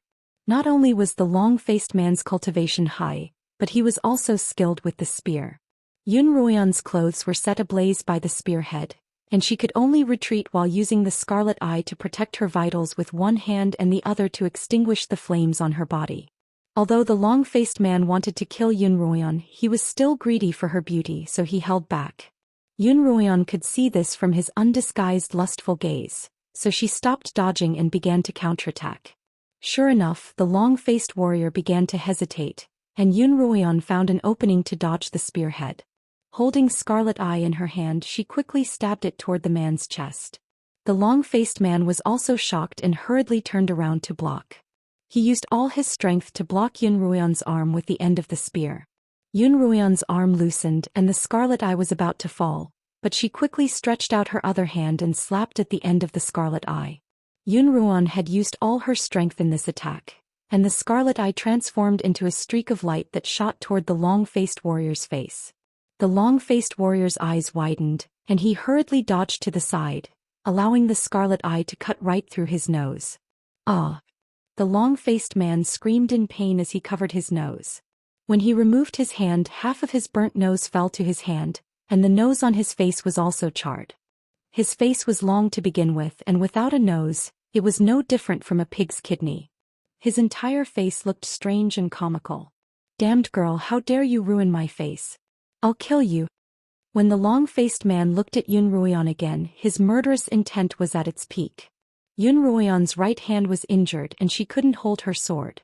The Scarlet Eye flew back to her left hand and she held it horizontally in front of her, completely on guard. Die! The long-faced man's spear stabbed toward Yun Ruoyan, and when Yun Ruoyan blocked it with her sword, the spear easily knocked the Scarlet Eye away from her hand. Just like that, the spearhead pierced into Yun Ruoyan's chest. Fortunately, the long-faced man didn't want to take Yun Ruoyan's life immediately, and he extinguished the spiritual fire at the tip of the spear in time. Yun Ruoyan was forced back by the spear, and then the long-faced man raised his face and lifted Yun Ruoyan into the air. A large amount of blood flowed down the spear and onto the long-faced man's hand. The long-faced man became even more excited and he threw Yun Ruoyan into the air. The severe pain and excessive blood loss caused Yun Ruoyan to faint several times. With a bang, Yun Ruoyan fell heavily to the ground, and her small body curled up in pain. The long-faced man walked to Yun Ruoyan's side and kicked her fiercely with his foot. Yun Ruoyan's small face was scrunched up, but it didn't lose her beauty in the slightest. Her chest was dyed red with a large amount of blood, and her whole person presented a tragic beauty. This made the long-faced man even more excited, and he kicked the wound on Yun Ruoyan's chest again. Yun Ruoyan's whole body was numb from the pain, and her mind was blank because of the extreme pain. The blood was like water from a broken dam, gurgling out of Yun Ruoyan's wound. Yun Ruoyan felt as if the blood on her body was about to run dry. So much blood. At this moment the long-faced man's face showed a perverted look. I'm going to pierce your heart and watch you bleed dry. The long-faced man pointed the spear in his hand at Yunruoyan's heart and slowly raised it. Child, I'm the only one who can save you now. At this time, a voice suddenly sounded in Yunruoyan's blank mind. It was the demonic eye that Yunruoyan had deliberately suppressed. The demonic dragon chief elder left me in your body to protect your life, but this remnant of my consciousness can only protect you 3 times. I've already used it twice. Not getting a response from Yunruoyan, the voice continued. Child, you must recognize your mission and remember that you have the bloodline of the demonic dragon. Go to hell. The long-faced man shouted and stabbed the spearhead toward Yunruoyan's chest. However, the spearhead was blocked by a scarlet light that suddenly gushed out of Yunruoyan's heart. Chapter 355. What's going on? The long-faced man exclaimed in surprise. He found that the scarlet light had a strange power that made the spear in his hand unable to move forward at all. However, he couldn't pull the spear out of the red light. He couldn't even abandon the spear and leave. He was strangely fixed in place. At the same time, a strange change occurred in Yunruoyan's mind. In her originally blank mind, a book appeared out of thin air. Yunruoyan remembered that this book was the one that Li Emo had shown her. At the same time, Yunruoyan also had a wordless book that looked exactly the same. The book floated in Yunruoyan's mind, and then the pages automatically flipped open. A blank page appeared in front of Yunruoyan. Just as Yunruoyan was puzzled, words gradually appeared on the page. Yunruoyan looked at them one by one and gradually remembered that this was the content of the Divine Dragon technique that she had read before. The originally difficult content was now clear at a glance. This is the highest technique of my demonic dragon clan. What you're seeing now is the part you saw before, which is the technique for cultivating spiritual energy, the demonic eye continued. Originally, this technique should be cultivated only after you've reached the peak of your cultivation, but at this critical moment, I'll leave you a trace of the divine dragon's power to help you cultivate this technique. As soon as the demonic eye finished speaking, Yunruoyan felt a warm power flow through her body, and her numb body finally felt again. Child, you're on your own. The demon eye uttered one last word before disappearing forever. The long-faced warrior was trying his best to pull out the spearhead in his hand. The crimson light suddenly disappeared without warning, and he stumbled back a long way before stabilizing himself. By this time Yunruoyan had already stood up. Her entire body was wrapped in a faint red light, and the divine dragon's power was rapidly healing her wounds. The wound on her chest was no longer bleeding, and small black scales gradually grew from the flesh around the wound to cover it. On her face, forehead, arms and legs, small black scales grew on all the places where the skin was broken and bleeding. What kind of monster are you? The long-faced man cried out in horror. I'm not a monster. Yunruoyan opened her eyes, which had also turned crimson. I'm not a monster. I'm a human who specializes in killing monsters. Qi Tong, come back. Yunruoyan stretched out her right hand and Qi Tong, which had fallen to the ground some distance away, glowed brightly and flew back into her hand. With a flip of her hand, Yunruoyan kept Qi Tong. No matter what kind of monster you are, I'm going to kill you today. The long-faced warrior once again thrust his flaming spear toward Yunruoyan. Yunruoyan waved her hand in front of her, and a scarlet flaming whip appeared in her hand. Like a spirit snake, the whip wrapped itself around the long-faced man's spear, and the spear's handle quickly turned a scarlet red. The scorching temperature forced the long-faced man to let go of his hand, and then he summoned the spirit sword without hesitation. A red light flashed under his feet and his whole body rose into the air. His speed of escape was not slow at all. Yunruoyan waved her hand in the direction that the long-faced man had fled, and the whip sent the scarlet spear flying. Then like a sword she chased after the long-faced man. Arg! A tragic cry rang out in the dark plains. The spear had pierced through the long-faced man's heart. The long-faced warrior fell from midair and landed on the ground with a thud. He was dead. The red light gradually disappeared from Yunruoyan's body, and her eyes returned to their original black color. She immediately sat down cross-legged and began cultivating according to the contents of the art of the divine dragon in her mind. After Li Mo had killed Pai Li and Pai Hua, he tossed their corpses into the pond in the manor, then returned to the woodshed and continued sleeping as if nothing had happened. At daybreak, Lin Qingchen came to treat Li Mo's wounds. During this period of time, Li Mo had been injured every day, and no one had stopped her from treating his wounds. The two of them had been able to communicate with each other. Master Mo, as Lin Qingchen treated Li Mo's wounds, she reported, Qingxue and Zhou Yifeng were taken away this morning. Li Mo frowned. Do you know where they've been taken? According to the servants in the manor, they've been taken to a spirit crystal mine, but it's hard to say which one. I understand, Li Mo replied. You can make some preparations. We'll be leaving the city lord's manor in the next few days. As night fell, Li Mo drifted out of the woodshed in the dead of the night, evading all the guards as he made his way to the prison cell he was looking for. The first cell was empty and Li Mo headed to the second. There was someone locked inside, but it wasn't Qin Feng. Could it be that Qin Feng isn't in the city lord's manor at all? Li Mo thought to himself as he lay on the bed in the woodshed. Could he have been sent to the spirit crystal mine as well? Li Mo felt that Qin Feng had most likely been sent to do hard labor, so he decided to leave with Lin Qingchen immediately. Because Li Mo had informed Lin Qingchen beforehand, Lin Qingchen wasn't surprised when Li Mo suddenly appeared, and the two of them immediately prepared to leave the city lord's manor. By this time the sky was already beginning to brighten, and Li Mo and Lin Qingchen were heading toward the city lord's manor. Although Lin Qingchen could carry Li Mo on her sword, there were many experts in the city lord's manor, and the two of them didn't dare take the risk. Just as the two of them evaded a pair of patrolling guards and approached the city lord's manor, the originally quiet manor suddenly became noisy. The city lord is back and the young city lord is back. Everyone be alert and patrol, the guard ordered. Don't let even a mosquito fly around. Yes. The guards replied in unison. Li Mo frowned. The sky was already bright, and it would be far too difficult for the two of them to escape from so many experts. Master Mo, why don't we leave tonight? Lin Qingchen suggested. Li Mo nodded, agreeing to her suggestion. As soon as Li Mo returned to the woodshed, someone came to summon him.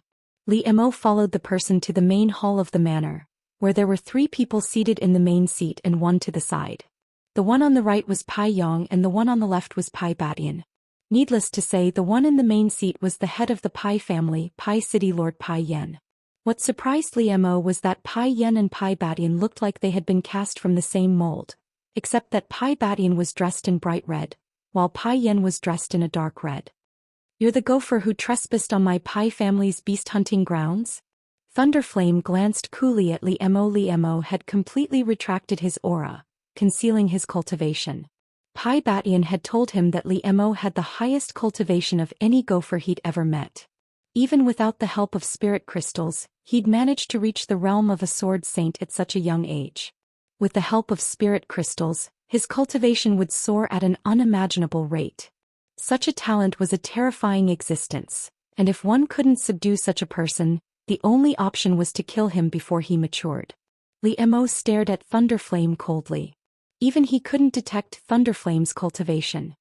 Since Pai Batian's cultivation is around 2nd level, then this Thunderflame must be stronger than him, Li Mo deduced. At the very least he's a 3rd-level sword master. Lin Qingchen was brought into the hall to stand by Li Mo's side. I heard you've lost your cultivation? Pai Yen stood up from his seat and walked over to Li Mo. Yes. I don't believe you. Pai Yen punched Li Mo in the chest, knocking him back a few steps and causing him to spit out a mouthful of blood. Before Li Mo could straighten his back, Thunderflame's other punch came, this one aimed at Li Mo's head and imbued with spiritual energy. If it landed on Li Mo's head, even if he didn't die, he'd be crippled. However, Li Mo had no intention of resisting. Thunderflame's fist stopped inches from Li Mo's head. Looks like you've really lost your cultivation. Pai Yen retracted his fist and turned to Lin Qingchen, pointing at Li Mo. Who is he to you? Instructor, Lin Qingchen replied. Lin Qingchen replied. Just as Lin Qingchen finished speaking, her neck fell into a firm hand. That hand then slowly tightened and Lin Qingchen gradually couldn't breathe. Her face also turned ashen and it looked like she was about to be strangled to death. Stop. Li Mo shouted. If you want her to live, save her or she'll die. She's just a slave, Pai Yan replied coolly. Li Mo's expression was solemn. He suddenly waved a hand and a row of blue icicles shot toward Pai Yan. You're really faking it. Pai Yan's voice rang out. Li Mo had long since known that Pai Yan was testing him, but he couldn't leave Lin Qingchen in the lurch. After all, she was his closest relative. Thunderflame easily dispelled Li Mo's icicles with a wave of his sleeves, allowing Li Mo to appear in front of Thunderflame in a flash, grabbing an ice sword out of thin air and thrusting it at Thunderflame.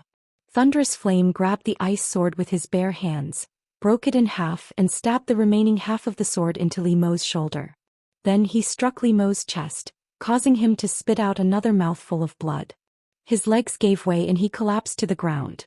All of this had happened in the blink of an eye. Even Lin Qingchen, who was the closest to Li Mo, hadn't seen what had happened. All they knew was that Li Mo's shoulder had been injured and he'd fallen to the ground. Pai Yan let go of Lin Qingchen's neck and returned to his seat. Lin Qingchen was also slumped to the ground, panting heavily.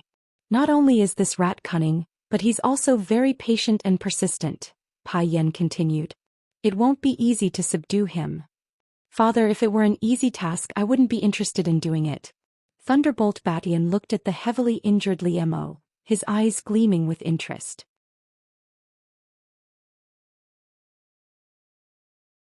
Chapter 356. Alright, since that's the case, we'll spare his life, but we'll have to keep him in check, Thunderflame said. I understand, Thunderflame replied respectfully, then turned to his subordinates. Send him to the prison. Father. Thunderflame stood up and said unhappily, I was the one who caught that ice face. Why did you give him to brother? That horse is too fierce for you to handle, Thunderflame said. You can have the woman. Li Mo was carried all the way to a secret cell where he was thrown into it. Li Mo, is that you? After an unknown period of time, a familiar voice rang out beside Li Mo's ear. Li Mo opened his eyes and saw that the person squatting beside him was none other than the person he had been searching for, Qin Feng. Qin Feng, Li Mo called out, then coughed twice. You're injured. Qin Feng helped Li Mo sit up against the wall. I'm fine, Li Mo replied. Thunderflame's cultivation is truly unfathomable. I didn't even have the strength to fight back. Fortunately, he didn't kill me. Although Thunderflame hadn't killed Li Mo, he had injured his heart meridian. Li Mo's spatial ring had been taken away, and without spiritual medicine to aid him, it would take some time for his heart meridian to heal on its own. It's good that I've found you. There'll always be a chance to get out, Li Mo said as he scanned the surroundings. Indeed, Li Mo hadn't explored this cell before. There was actually a secret dungeon here. This cell is beneath Thunderflames, Qin Feng explained. But he rarely comes down here. Usually only those who deliver food will come down here, and that's only once every 3 or 4 days. While a meal every 3 or 4 days was nothing to Li Mo, who didn't need to eat, Qin Feng was in a constant state of hunger, and he didn't even have the energy to cultivate. Li Mo's gaze swept across the room before landing on a corner of the wall. There was a person lying there, silent and lifeless as if he were a dead person. Who is he? Li Mo asked. I don't know, Qin Feng replied. Qin Feng replied, when I first came in I thought he was a dead man. He usually doesn't move and only occasionally gets up to eat when the food is served. After that he goes back to lie down and doesn't say a word. They must be criminals like us. Li Mo nodded, averting his gaze from the cowering figure. Li Mo, why are you alone? Where's Yun Ruian and Zhui Feng? Didn't they come with you? Yes. There were a total of 30 students who came together, but they were all separated. Right now there's only you, me, and a student named Lin Qingchen in the manor. AI. Qin Feng sighed. Just as he was about to speak, he heard a very small voice coming from the corner of the wall. Qin Feng shut his mouth and gave Li Mo a meaningful look before both of their gazes landed on the figure in the corner of the room. That figure was the source of the small voice. The voice grew louder and louder. Perhaps because he hadn't spoken for a long time, his voice was hoarse and strange, but Li Mo could vaguely make out what he was saying. Lin Qingchen, Yun Ruian. Li Mo frowned. Do you know Lin Qingchen and Yun Ruian? The voice paused and after a long while, it finally spat out 3 words. I know him. Who are you? Liamo asked as he straightened his back. The black shadow finally moved slowly. He turned over with great difficulty. Under the weak light, the person's face was completely covered by his white and withered hair. It was impossible to see his appearance. Qin Feng walked over and helped him up. He leaned against the wall facing Liamo. Even these simple actions caused the figure to gasp for breath. I'm Lin Tianming, the eldest son of Lin Zainan. The figure finally revealed his identity. You're Lin Tianming? Liamo exclaimed. Liamo had sent people to investigate the Lin family, so he naturally knew about the sudden disappearance of Lin Zainan's two sons. However, he had never expected to meet the man who had disappeared so many years ago in this alternate world's prison. It's the real deal, the man said as he combed the hair covering his forehead to the sides, revealing his facial features. His face was pale and devoid of blood, but his features were still handsome and somewhat similar to Lin Zainan's. The Lin Qingqian you mentioned is my daughter, Lin Tianming continued. Yun Ruoyan is my sister's child, my niece. After Lin Tianming finished speaking, he leaned against the wall. His face was even paler. The long period of imprisonment had tortured this handsome man to the point where he was half dead. Senior, you should have a younger brother, right? Where is he? Liamo asked after a while. He's dead. Lin Tianming's answer confirmed Liamo's suspicions. He pointed to the corner of the wall where he had been lying. He died there and I buried his body there. Lin Tianming closed his eyes, his breathing becoming so weak that if one didn't pay attention, one would really think that he was dead. He's in a state of suspended animation, Qin Feng continued. I'm sure that's how he managed to survive all these years of imprisonment. There were only two possibilities for someone to survive in such a state. One was that they had a deep-seated hatred that they couldn't close their eyes until their vengeance had been avenged, and the other was that they had something extremely important to report to someone. It was unknown which of these two possibilities Lin Tianming had, or perhaps both. Yun Ruoyan sat cross-legged in the wilderness for an entire day and night. When she opened her eyes, they shone brightly. She closed her eyes once more, sensing that her spiritual vortex had grown by half its original size, and that it was brimming with spiritual energy. She couldn't hide the excitement in her heart. In the span of a day and a night, she had successfully advanced from 8th rank to 9th rank through a few simple incantations from the Divine Dragon technique. It was truly a frightening speed. Yun Ruoyan walked up to the long-faced warrior's side and took away his ownerless spiritual energy, a fire-attuned sword and a fire-attuned spear. Although they couldn't compare to Qi Tong's, their power wasn't to be underestimated. Yun Ruoyan also took a spatial ring from him, within which were quite a few spiritual herbs, as well as a spirit crystal the size of an egg. However, this spirit crystal was a faint yellow, not the pure white that Yun Ruoyan had seen before. Moreover, Yun Ruoyan found that the spiritual energy contained within this spirit crystal couldn't compare to hoodlums.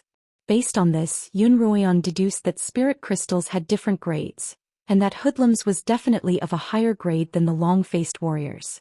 Yun Ruoyan also found a pouch of money within the ring, which was filled with small, grayish-white stones. Each stone also contained a small amount of spiritual energy. These were the lowest-grade spirit crystals that Yun Ruoyan had seen hoodlum use before.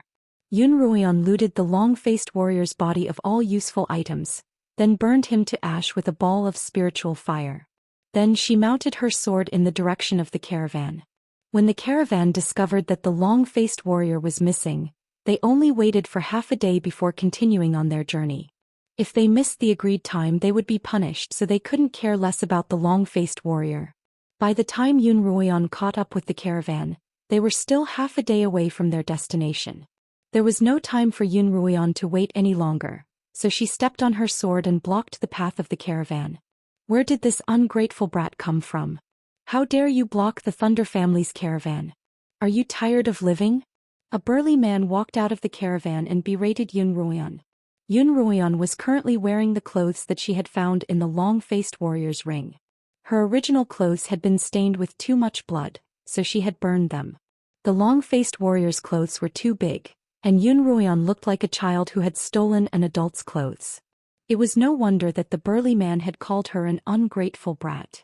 But Yun Ruoyan didn't say a word. She stepped onto the spiritual sword she had just retrieved and charged at the burly man with Qi Tong in her hand. The burly man's cultivation was about the same as Yun Ruoyun's, but Yun Ruoyun's sudden and ferocious attacks put him at a disadvantage. Coupled with Yun Ruoyun's Qi Tong, the burly man found it difficult to withstand her attacks. In a moment of carelessness, Yun Ruoyun's Qi Tong pierced through his chest and he died on the spot. The other three warriors hadn't taken Yun Ruoyun seriously at first, but when one of their companions died, they grew nervous and surrounded Yun Ruoyun. Yun Ruoyun was facing three opponents by herself, and even though none of them were weaker than Yun Ruoyun, she didn't fear them in the slightest. She didn't know why she was so confident in herself, but she was certain that she could take on all three of them at once. "Are you going to come at me together or one by one?" Yun Ruoyun challenged. The three of them glanced at each other, puzzled. They could clearly tell that Yun Ruoyun was only a 9th-rank blade master, so how could she be so arrogant? But because one of their companions had just died at Yun Ruoyun's hands, they didn't dare underestimate her. "Come at me together." The three of them shouted in unison and three figures charged at Yun Ruoyun simultaneously. Yun Ruoyun used the Qi Tong to block two of their attacks, but the third managed to cut her arm. Strangely, however, the wound on her body quickly healed itself and she was as good as new. My guess was right, Yun Ruoyun thought. The dragon energy that the demonic eye had left in Yun Ruoyun's body not only helped her cultivate the divine dragon technique more quickly, but also allowed her to quickly recover from her injuries. As a result, Yun Ruoyun no longer cared about her own safety. She focused on attacking without defending, becoming as dangerous as a cheetah. The three warriors who had attacked Yun Ruoyun were also injured by Yun Ruoyun. But while Yun Ruoyun was able to heal herself quickly, the three warriors couldn't. In the second round, the three warriors were injured even more severely, but Yun Ruoyun was able to heal herself quickly. In the fourth round, Yun Ruoyun killed two of the three warriors, but she healed herself quickly. In the fifth round, the last warrior was killed by Yun Ruoyun in despair.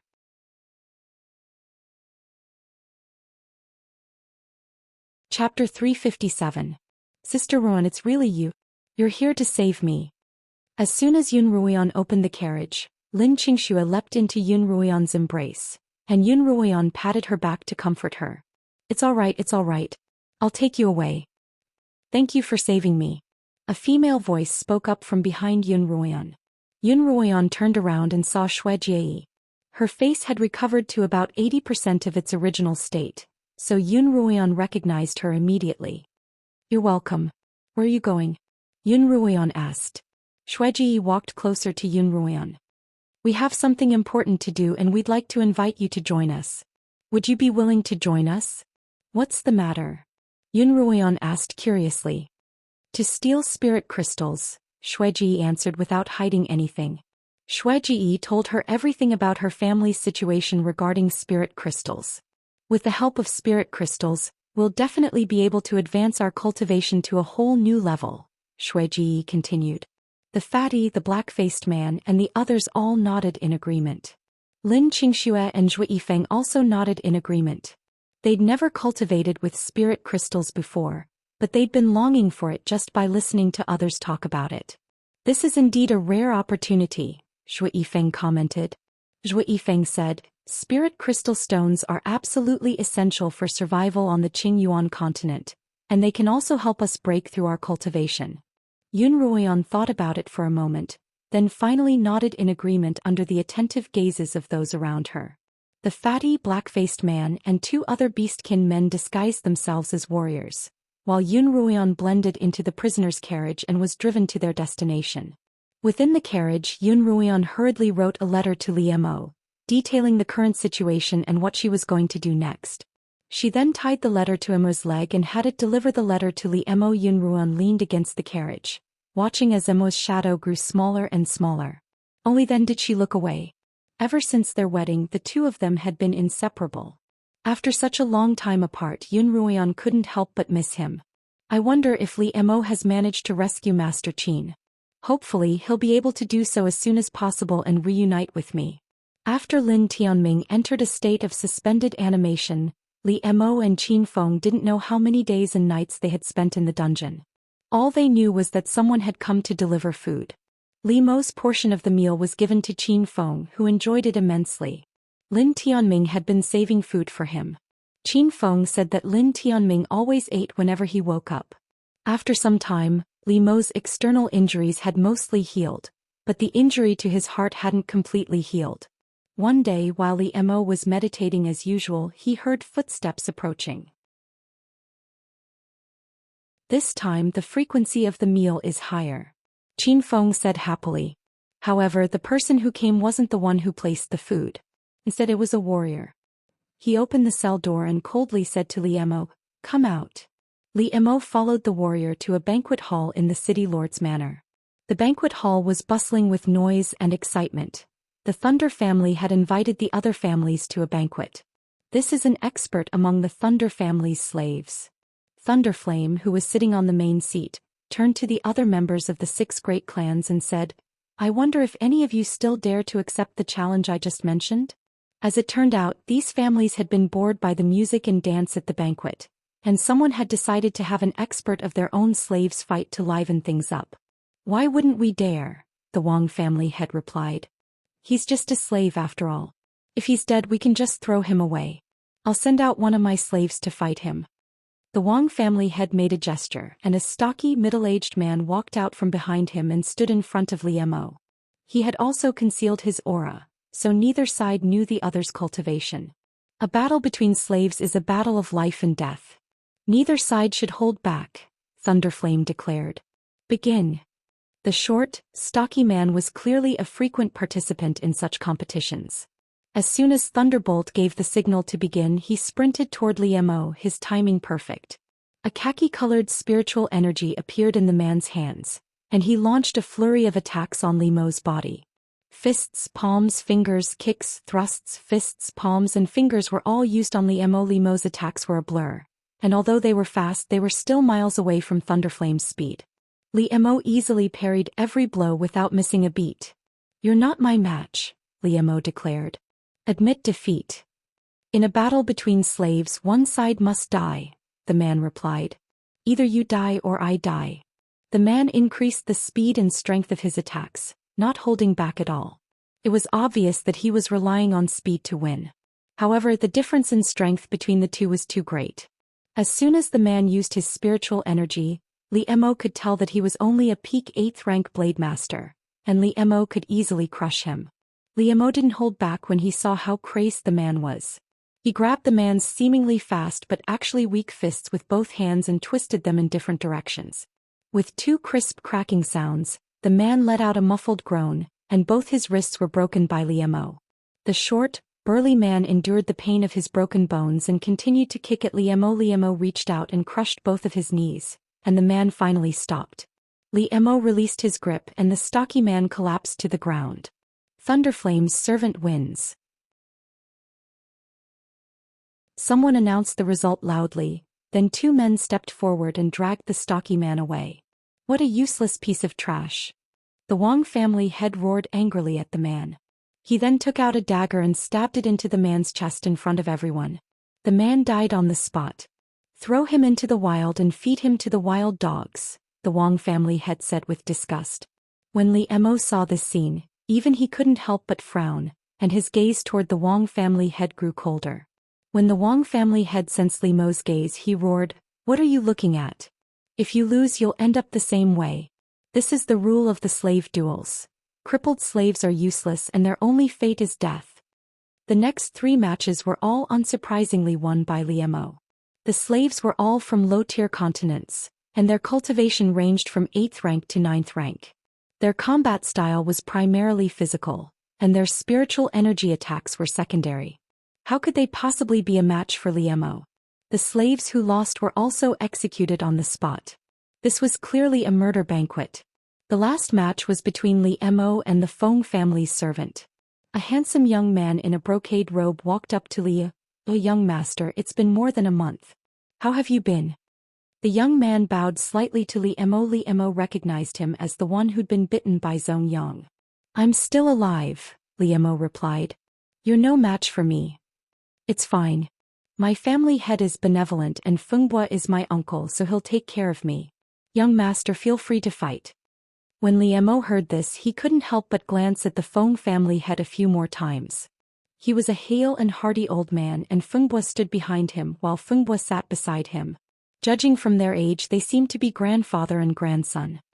Let the duel begin. Unlike the other slaves, the young man didn't immediately attack Li Mo to seize the initiative. Instead, he stood in place and used a wood-based external technique, the vine technique. Half of the vines formed a net in front of the young man, while the other half attacked Li Mo like an octopus. Li Mo remained motionless, allowing the octopus-like vines to wrap around him and pull him toward the young man. When Li Mo wasn't far from the young man, an invisible layer of ice crystal appeared on his body. As soon as the spiritual energy barrier formed over Li Mo's body, the vines began to tighten, and barbs began to sprout from the vines. If not for Li Mo's sturdy defenses, he would have been pierced into a porcupine or even strangled to death. However, the defenses of a second-level swordmaster were absolutely monstrous. Against those below that level, their attacks were even more frightening. Li Mo reached out and tore away the vines that had trapped him. It was as if Li Mo had opened a door and he stepped out of it. Then he continued to pull away the vines in front of the handsome young master.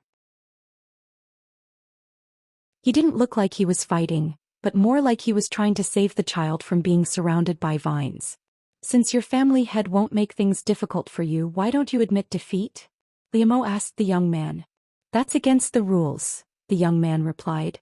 In that case, I'll have to offend you, Li Mo said. Li Mo said, then reached out and pulled the young master out of the vines, ruthlessly throwing him to the ground. He then raised his hand and was about to punch him a few times in the back so that his defeat would be reasonable. Wait.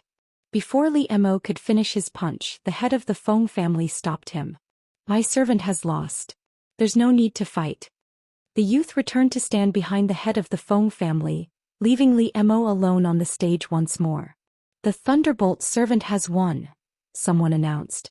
Not bad. Thunderbolt was in a good mood. The winner of a slave duel will get a prize. What would you like as a prize? I want 2 people, Li Mo replied. Who? Thunderbolt asked curiously. The 2 people in the prison, Li Mo replied. You really don't know the rules, the head of the Wang family said. Slaves can't have slaves. Don't misunderstand everyone, Li Mo said. I don't want to keep the 2 of them as slaves, but I'd like the family head to release them from the prison with me. Is that a good enough prize? Brother Thunderbolt, you should try your best to satisfy the victor, the head of the Feng family said. Thunderbolt finally nodded in agreement.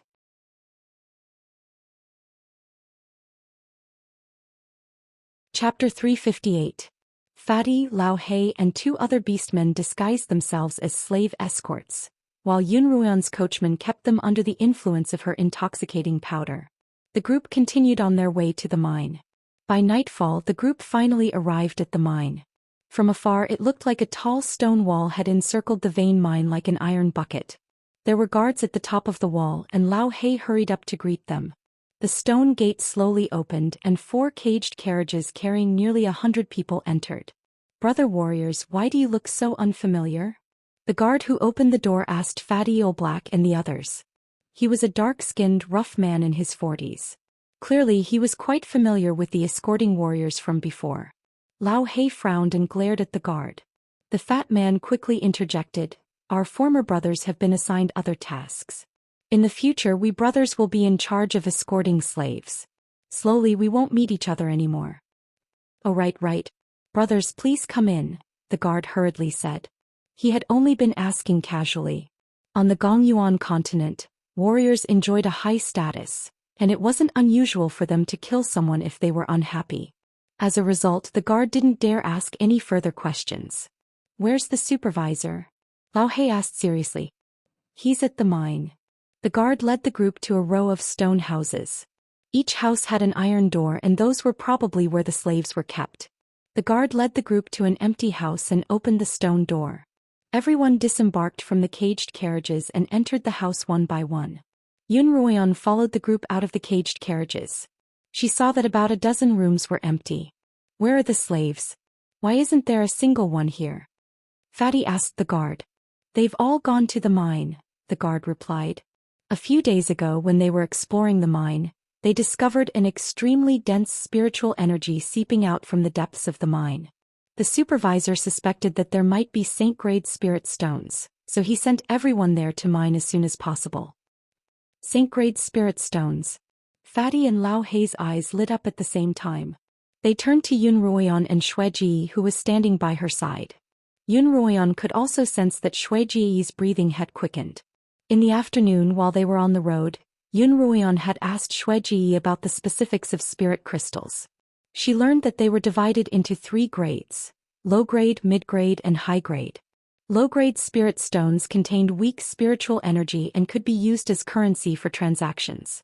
Mid-grade spirit stones contained medium spiritual energy and could be used for cultivation, but the effect was average. High-grade spirit stones contained abundant spiritual energy and were the best supplement for cultivation. The spirit crystals that Hoodlum, Xue Ji, and the Fatty had given Li Mo were all high-grade, while the ones that Yun Ruoyan had taken from the long-faced warrior were mid-grade. Xue Ji told Yun Ruoyan that sacred-grade spirit stones were extremely rare. It was said that if one carried a sacred-grade spirit stone the size of an egg with them, they wouldn't need to refine spiritual energy from the heavens and earth. Instead, it would automatically replenish the spiritual energy in one's spiritual vortex. After Yun Ruoyan's group entered the stone house, Fatty, Blackie, and the other 2 warriors left with the guards. In the middle of the night, Fatty Qian and Blackie entered the stone hut to discuss with Yun Ruoyan and the others how they were going to acquire the mine. "Damn, we're so lucky!" Blackie exclaimed excitedly. "I was only hoping to get some high-grade spirit stones, but I didn't expect to find a sacred-grade mine." "That's right." Fatty Qian was just as excited as Blackie. "As long as I can get my hands on a sacred-grade spirit stone, it won't be a dream for me to break through to become a sword saint." As soon as Fatty Qian said this, everyone's eyes lit up. Now the question before them was how they were going to acquire the mine. "Those guards are all below 9th rank Blade Master cultivation," Yun Ruoyan explained. "I can deal with them with my bewitching powder." When Yun Ruoyan had used bewitching powder on the coachman, everyone had seen how effective it was and they all nodded in agreement. "I'll have to rely on the 2 of you to deal with the steward and the guards above 9th rank, Yun Ruoyan said to Blackie and Fatty Qian. Blackie and Fatty Qian glanced at each other and Fatty Qian said, "It's not that I'm afraid of death, but with our cultivation, it shouldn't be a problem for us to deal with 2 or 3 of our peers." However, according to the guard, the steward and the guards around him are all mid-rank blade masters and above, so we definitely won't be their match. "Use this." Yun Ruoyan took out a black porcelain bottle. "If we can't beat them, we can use poison. Put this in our food and drink, and even if it doesn't kill them, it'll at least cripple them." The poison in the bottle was something that Qiu had recently taught Yun Ruoyan to concoct. As Yun Ruoyan's cultivation had increased, so had the poison that she could concoct. It wasn't until the next day that the steward and his entourage returned from the mines. If Yun Ruoyan had been present, she would have recognized him at a glance as the head of the Zhang family, a rather capable middle-aged man who had entertained the steward that day. In fact, the Zhang family was also a servant of the Pai family. They were in charge of managing the crystal spirit stone vein for the Pai family. There were no less than 100 slave families like the Zhang family and the Pai family. Blackie and Fatty Qian had taken the initiative to get close to him, and the head of the Zhang family was more than happy to do so as well. As a result, the steward set up a feast for Fatty Qian that very afternoon. Blackie and the other 3, Fatty Qian ordered for the stronger guards to accompany them. The steward was in a good mood after discovering the Saint-grade mine, so he and the other guards arranged a large feast for 20 or so people. "Come, I'll drink first as a sign of respect." Fatty Qian poured a bowl of wine into his mouth, then flipped the empty bowl over in front of everyone, not spilling a single drop. "Brother, you're the best." The head of the Zhang family patted Fatty Qian's shoulder, and everyone else nodded in agreement. Blackie, on the other hand, took advantage of this moment to poison a few of the wine jugs nearby. Although the fatty looked dull, he was very good at phoning and socializing. In fact, he was a person who looked simple on the outside but was refined on the inside. He flattered the Zhang family's clan head, praising a shrewd person to the point that he was floating in the air. "I wonder if you've reported the discovery of the Saint-grade mine to the head of the Zhang family?" Fatty Qian found an opportunity to ask the head of the Zhang family. "Not yet." The head of the Zhang family drank the bowl of wine that Fatty Qian passed over, then said, "This matter is too big. If I didn't see the real thing, I wouldn't dare to report it carelessly. If there's a mistake, I won't be able to bear the consequences." "Brother, you're smart." Fatty Qian gave the head of the Zhang family a thumbs up. "Hehe, what kind of master is our head? If he wasn't smart, he would have died long ago." Before the head of the Zhang family could finish his words, he felt like he couldn't breathe. It was as if something was blocking his nose and mouth, causing his face to turn red, then white. "Brother, what's wrong with you?" Fatty Qian asked. The head of the Zhang family only had time to glance at Fatty Qian before collapsing back into his chair, bleeding from his nose and mouth. The rest of the guards followed suit, and before long a large number of them had collapsed. Some died on the spot while others were still alive. "My goodness, this little girl's poison is too amazing," Fatty Qian exclaimed as he stood up from his seat. He, Blackie, and the other two beastmen had all taken the antidote beforehand. When they saw the poisoned state of the guards around them, all of whom were more powerful than them, they couldn't help but be shocked. At the same time, Yun Ruian also used a bewitching powder to knock out the nearby guards, who were weaker than her. She then led a group of unconscious guards to meet up with Fatty Qian, Blackie, and the others in front of the stone hut. Then she released Zhou Yifeng, Lin Qingxue, Shuejiayi, and the others. Under the guidance of the guards, the group headed toward the mine. After Li Mo emerged victorious in the slave duel, he requested that Qin Feng and Lin Tianming be brought out of the prison and placed in the firewood hut. When Lin Qingchen saw Lin Tianming, she couldn't help but cry in each other's arms. Lin Tianming's condition was extremely poor, and he quickly fell back into a state of suspended animation. Lin Qingchen wanted to treat him, but she didn't have any spiritual herbs. Her storage pouch and storage ring had been confiscated by one of the stewards, and Whitey was in the ring. These few days, Lin Qingchen had been following the steward around the manor, looking for an opportunity to retrieve her belongings. At night, Li Mo was lying on his bed thinking about how to get Lin Qingchen, Qin Feng, and Lin Tianming out of the Thunderbolt Manor. Previously, there had only been Lin Qingchen, and even with Qin Feng, it wouldn't have been a problem for them to escape. However, now that Lin Tianming was involved, it would be more than twice as difficult to escape. Just as Li Mo was thinking of a solution, he suddenly sensed an aura approaching the firewood hut. He immediately sat up on his bed and rushed to the door. "Brother Li, it's me." Just as Li Mo's hand landed on the man's neck, the man blurted out, "It's you." Li Mo didn't retract his hand. "Sir, why have you come to visit me in the middle of the night?" The man was none other than the brocade-robed man whom Li Mo had met twice before.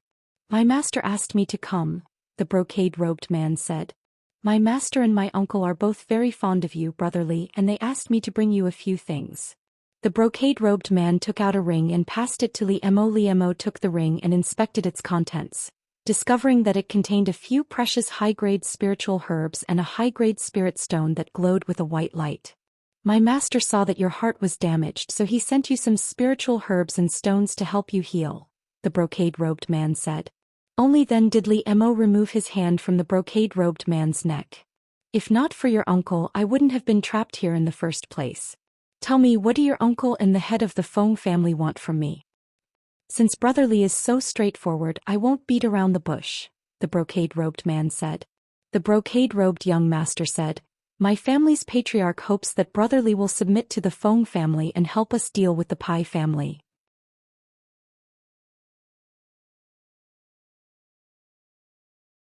Chapter 359. The brocade-robed man had come to recruit Li Mo on behalf of the Feng family. "I can join forces against the Thunderbolt family, but I don't think there's a need for me to submit," Li Mo replied. "Brother Li," the brocade-robed man continued, "if you want to establish yourself on the continent, you'll have to rely on a powerful family. Of the 7 great families, the Thunderbolt family is the Feng family. The Thunderbolt family is cruel and they're not suitable for us. The Feng family, on the other hand, is merciful. Now that the head of the family favors you, you'll surely have a high position in the Feng family. I appreciate the Feng family's goodwill, but I've made up my mind. I can join forces against the Thunderbolt family, but there's no need for me to submit."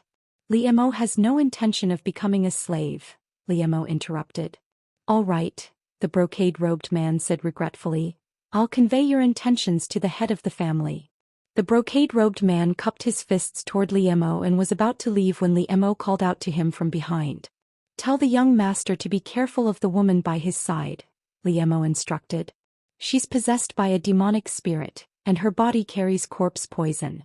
The person who bit you was the one who was attacked by her. Last night, during the duel, Li Mo had seen a woman standing behind Zhou Xian. It was Yi Qianying. That ghost had some tricks up her sleeves. Using Yi Qianying's gentle appearance and seductive methods, she had turned from a slave into Zhou Xian's personal maid in a short period of time. Last night, although she kept her head down and hid herself behind the crowd, she didn't escape Li Mo's eyes. The brocade-robed man frowned and cupped his fists once more. Thank you for the reminder, Brother Li. Led by the guards, Yun Ruoyan's party walked on the rugged mountain path for a full 4 hours before they finally saw the mine. It was a barren mountain of white rocks. There was not even a single blade of grass growing on it. The white rocks were somewhat glaring under the sunlight. At the foot of the mountain, hundreds of slaves were busily working. The sounds of stones being smashed, the guards yelling, and the sound of whips striking flesh echoed throughout the valley. Get to work. None of you are allowed to slack off. If we can't dig through the mine by today, you're not allowed to sleep at night. You're not allowed to eat either. The guard held a long whip in his hand and pointed at a group of emaciated and exhausted slaves as he shouted. Sister Ruoyan. Lin Qingshui tugged on Yun Ruoyan's arm and whispered, This isn't a mine, it's a living hell. Yun Ruoyan didn't say anything, only patting her on the back. Who is the person in charge here? The fatty sat on a big rock and shouted at the top of his voice. He was wearing the warrior clothes of the Thunderbolt clan and looked like a ferocious warrior, which was quite intimidating. The guard who was swinging the whip immediately trotted over. He ran all the way to the fat man and asked respectfully, Sir Warrior, I am the little manager of this place. What are you doing here? Before he could finish his sentence, Yun Ruoyan stepped forward and sprinkled a handful of bewitching powder on his face. Gather all the guards here, Yun Ruoyan ordered. In less than 5 minutes, a dozen or so guards had been gathered. All of them were 9th-rank blade masters. In a one-on-one fight, none of them would be a match for Yun Ruoyan, but if they all attacked her together, it would be very troublesome. Brothers. The fat man turned to the 20 guards and said, I'm here on behalf of the Thunderbolt family's patriarch to express his condolences. When the patriarch heard that a saint-grade spirit crystal stone appeared in our load, he was very happy and sent me to bring some good wine to reward everyone. When the saint-grade spirit crystal stone appears, the patriarch will certainly reward everyone. Lao He poured a jug of wine into a dozen or so large bowls for the guards to drink. The guards looked at each other, but none of them stepped forward. Thank you, patriarch. The guard who had been bewitched by Yun Ruoyan stepped forward and downed a bowl of wine without hesitation. Only then did the other guards step forward and drink as well. Yun Ruoyan counted down from 10 in her mind, and the guards all died at the same time. Yun Ruoyan didn't immediately release the slaves. First, the Thunderbolt family's methods of dealing with escaped slaves were extremely cruel, and second, in their current state, they would all die if they left the mine. As a result, Yun Ruoyan ordered the guards to bring all the slaves back to camp so that they could rest. In less than 2 hours, only Yun Ruoyan, Lin Qingshui, Zhui Yifeng, and the Beastkin tribe remained. Yun Ruoyan had learned from the butler that the sacred mine was about to be excavated, so the group immediately entered the mine. Yun Ruoyan had sent Immortal to deliver a letter to Li Mo. On this day it was about to arrive at Thunderbolt City. In the wilderness outside the city, it saw a sparkling lake below and it wanted to drink some water. Suddenly, a black dog-like beast leaped out of nowhere and pounced at Immortal. Immortal was caught off guard and its claws were caught in the sky-swallowing beast's mouth. Immortal reacted quickly and with a long howl, its body instantly grew larger in midair. Only then did it manage to keep its claws in the sky-swallowing beast's mouth, but it still ended up bleeding profusely. Immortal's cultivation was equivalent to that of a 9th-rank human blade master, while a sky-swallowing beast's cultivation was equivalent to that of a peak 9th-rank human blade master. Immortal was no match for the beast, so it turned around and fled. The sky-swallowing beast leaped a second time in midair and bit down on Immortal's neck. Struggled with all its might, but a large chunk of flesh was torn off its neck, sending feathers flying everywhere. Let out a long mournful wail, and the sky-swallowing beast felt its head spin as it fell from the sky. Only then did Immortal have a chance to escape. The sky-swallowing beast stumbled a few steps, shook its head and gradually regained its senses. It wanted to continue chasing after Immortal, but was stopped by Thunderbolt Batian.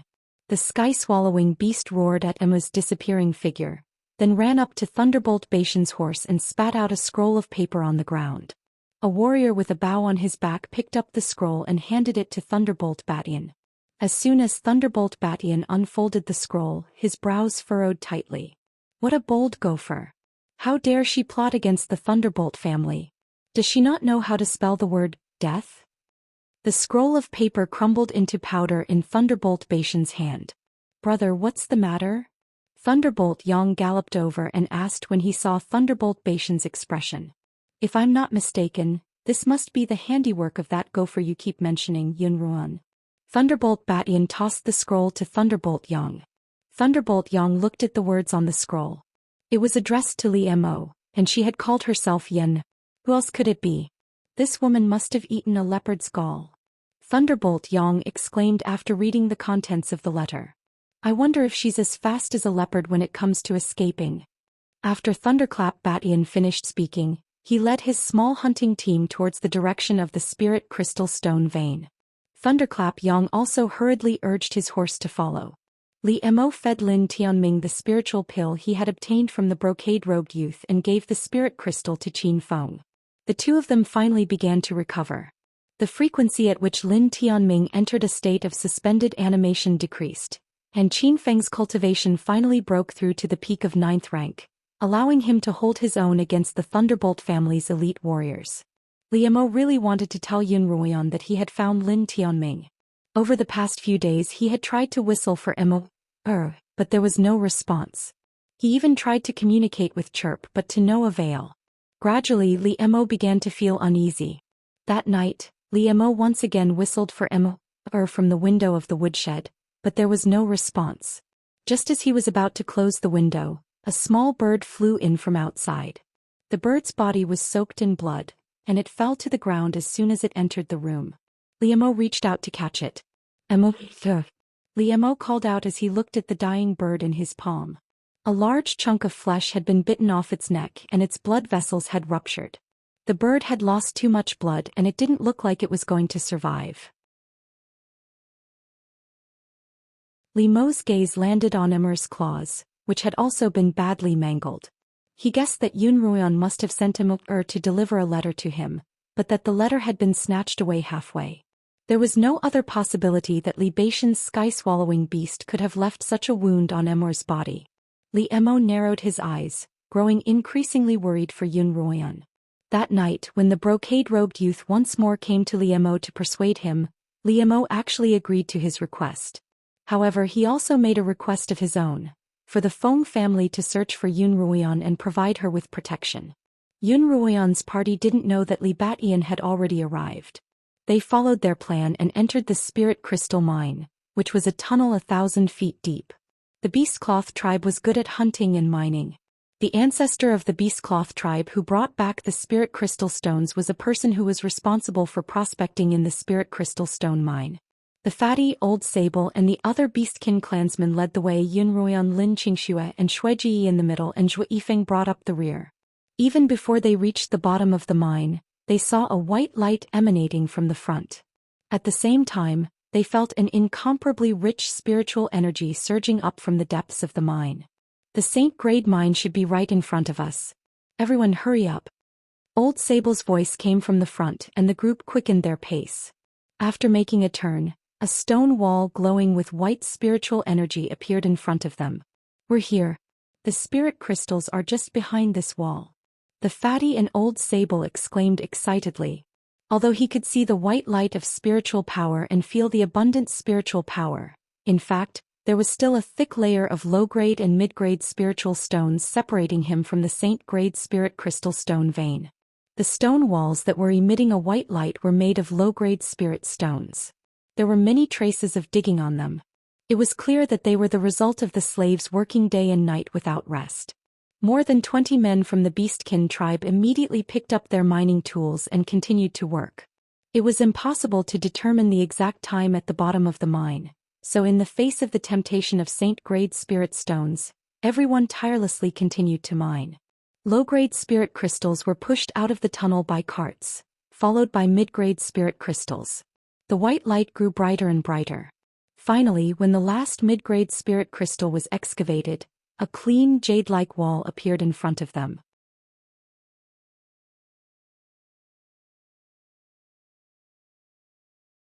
Chapter 360. It was a stone wall that seemed to be made of white jade. It glowed with a dazzling white spiritual light, and at the same time emitted a chilly aura. At first glance it was a bit blinding, but after a while it actually softened.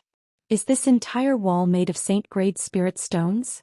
Xianxia stared at the jade-like wall with her large, sparkling eyes, incredulous. No, Shuiji replied.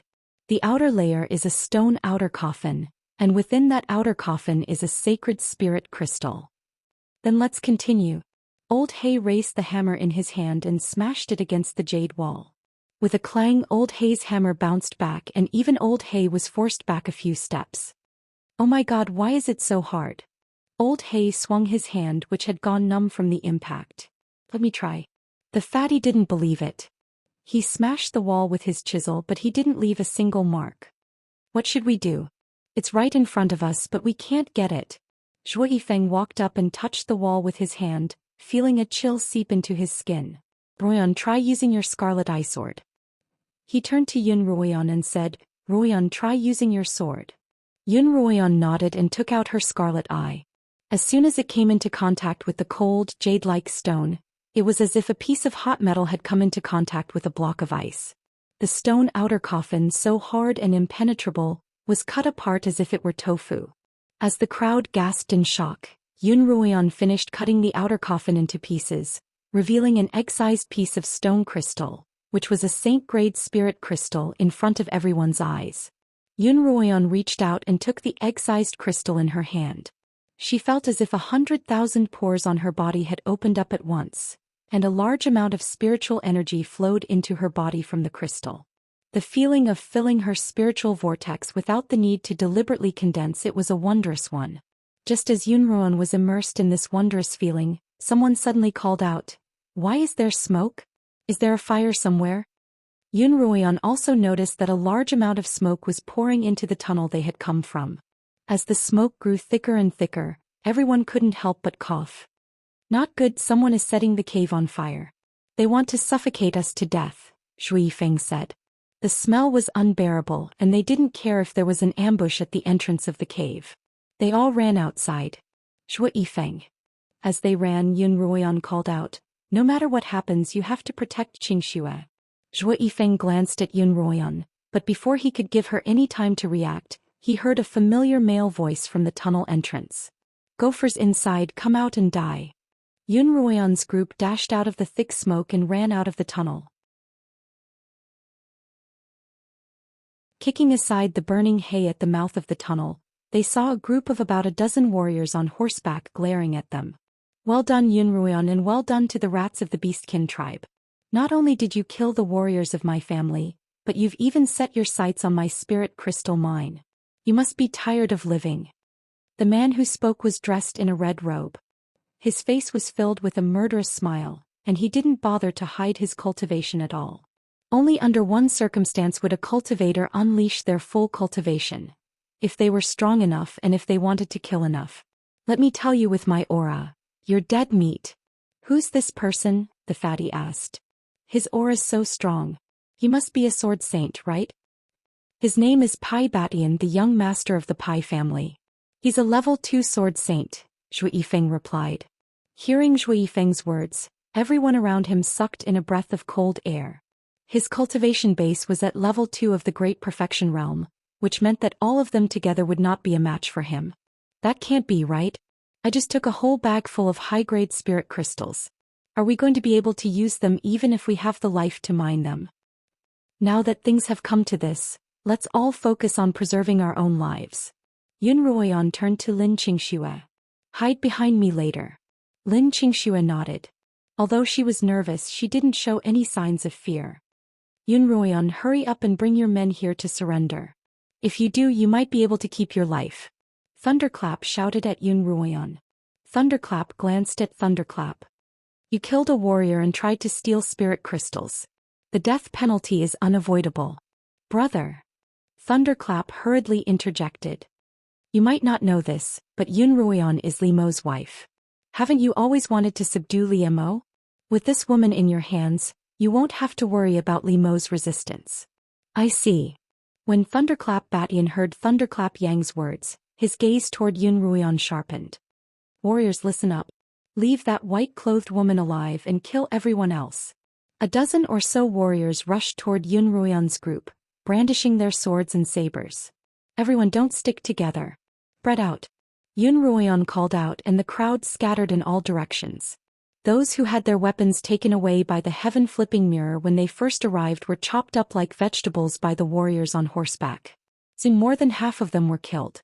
Some people with flying spirit tools immediately flew into the sky. However, some warriors also flew into the sky and chased after them on their flying swords. Fatty stood on a pair of chopsticks, while Old Hay stood on a large sword. The two of them stopped a warrior on a khaki-colored sword. Xueji, you go first. Fatty turned back to Xueji. If we leave together. If we die together. Xueji didn't flee. Instead, she turned around and faced the warrior in front of them. The warrior's aura was also released, and he was roughly a peak 9th rank blade master. Haha, since you're all so loyal, I'll fulfill your wish. The warrior took out a pair of khaki-colored hammers and swung them at Fatty and Old Hay. The two of them tried to block the hammers with their weapons, but they were both sent flying. Taking advantage of the fact that the samurai didn't have a weapon, Yukime circled to his back, condensed an ice sword in her hand and stabbed it into the samurai's back. The tip of the ice sword came out of the samurai's chest. Do you take us beastkin tribesmen for nothing? I'll make you pay the price today. Xueji then condensed a dagger and placed it on the warrior's neck, slowly cutting open the warrior's throat. Xueji, let's go. Old Hay and Fatty flew back, pulling Xueji with them as they tried to escape. However, before they could even get 30 meters away, they heard a crackling sound in the sky. The three of them had no choice but to stop because Thunderbolt Batian was standing in their way.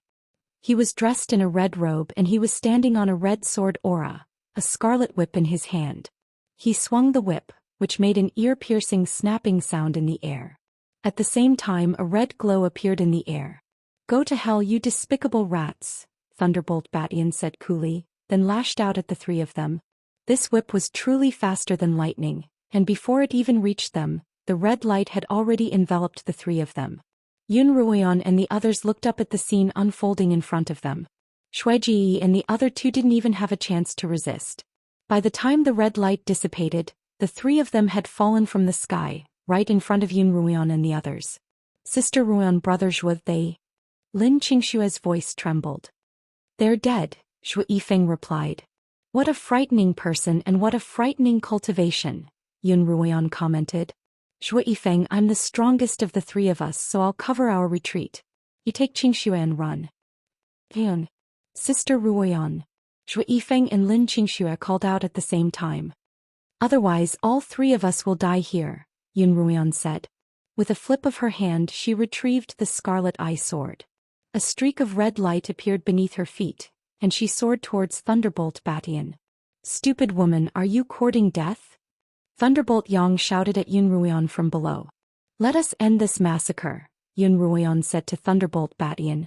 However, Thunderbolt Batian didn't seem to hear Yun Ruoyan's words. His gaze was completely focused on the scarlet eye sword in Yun Ruoyan's hand. What a beautiful sword, Thunderbolt Batian murmured. I didn't want to kill you, but I want the sword in your hand. It looks like I have no choice but to kill you. Without another word, Thunderbolt Batian lashed out at Yun Ruoyan with his whip. Yun Ruoyan responded by slashing out with her sword, and the two streaks of red light collided. In the end, the sword wasn't a match for the whip and it dissipated.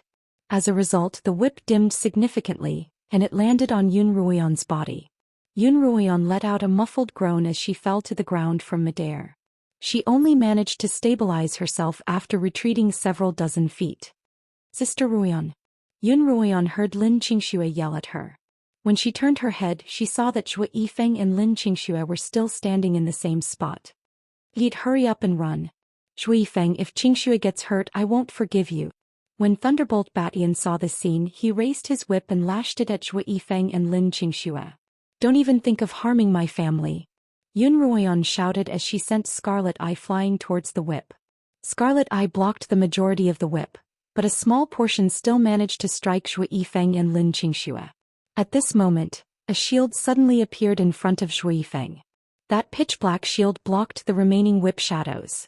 Then without any hesitation, Zhou Yifeng picked up Lin Qingxue and ran off into the distance. They actually got away. Thunderbolt's eyes widened in shock as he looked in the direction that Zhou Yifeng and Lin Qingxue had escaped. As long as he could remember, he had never seen anyone escape from his brother's clutches. At the same time, he was worried for Yun Ruoyan. She would soon have to bear the full brunt of Thunderbolt Batian's wrath.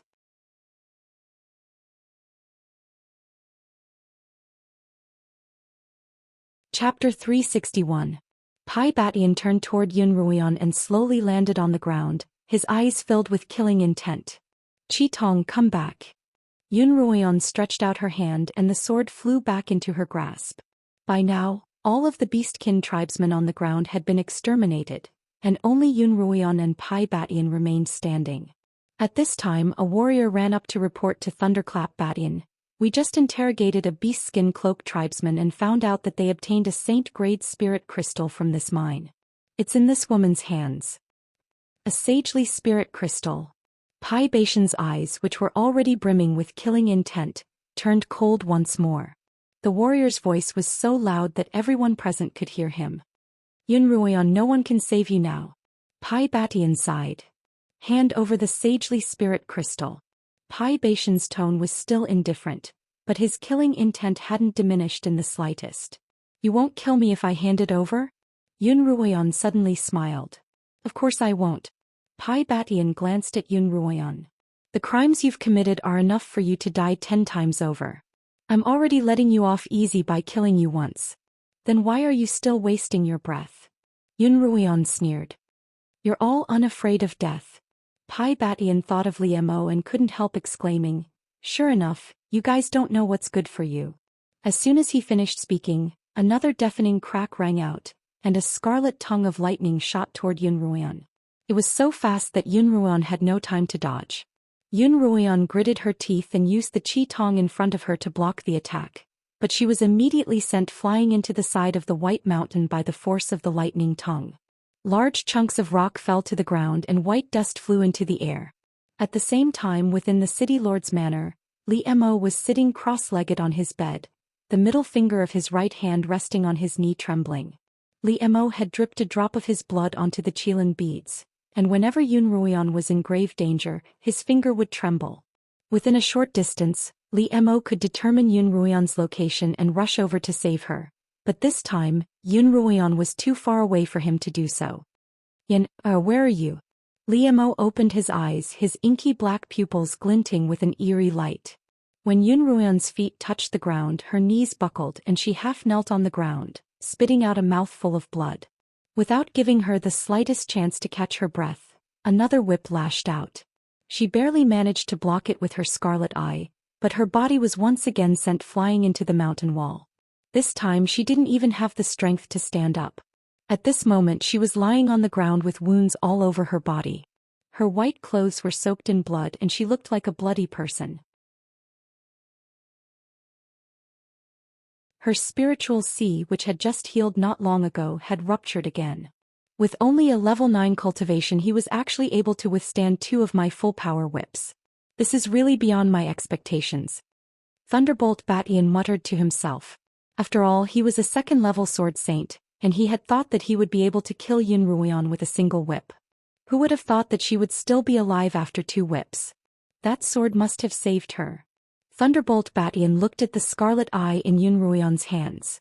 Even though Yun Ruoyan knew that she was powerless to resist, she still used the last of her strength to prop herself up. She leaned against the mountain wall, her eyes staring unblinkingly at Thunderbolt Batian.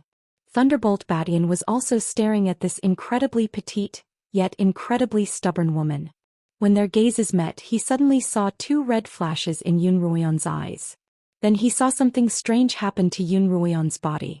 Tiny, scale-like substances began to emerge from the wounds on her forehead and face, covering her wounds like a protective membrane. What kind of technique is this? Thunderbolt Batian was puzzled. At the same time, he raised the whip in his hand once more. To him, the best way to deal with things that he couldn't control was to destroy them. Brother, wouldn't it be a pity to kill her just like that? Thunderbolt Batian asked from behind Thunderbolt Batian. A person who can't be controlled is no better than a dead person, Thunderbolt Batian replied coldly as he lashed out with his whip. Yun Ruoyon could clearly see the whip coming at her with a murderous aura, but strangely she didn't feel the slightest bit of fear. Instead, she felt as if something was happening to her body, and this change had completely wiped out her fear of the world. Just as the whip was about to hit Yun Ruoyon, a black figure suddenly appeared out of nowhere and stood in front of Yun Ruoyon, blocking the fatal blow for her. How are you? Can you still stand up? The Count of Feng asked Yun Ruoyon, his entire body wrapped in a black robe. Yun Ruoyon, however, remained in a daze, not responding at all. Thunderbolt Count frowned. He turned around to pick Yun Ruoyon up, but he suddenly felt a sharp attack coming from behind. Thunderbolt Count turned around and waved his sleeves, dispersing the attack. Without another word, a yellow sword aura appeared beneath Thunderbolt Count's feet, and he leapt into the air to leave. Who are you? How dare you interfere in the affairs of the Thunderbolt family? Another figure suddenly appeared on a golden sword aura and blocked Thunderbolt Count's path.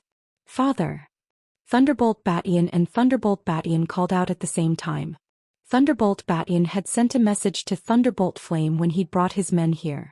This vein was the Thunderbolt family's largest, and Thunderbolt Flame viewed it with great importance. Coincidentally, he'd seen Thunderbolt Count leaving with Yun Ruoyon. Father, this woman has a saint-grade spirit crystal on her. We mustn't let her escape.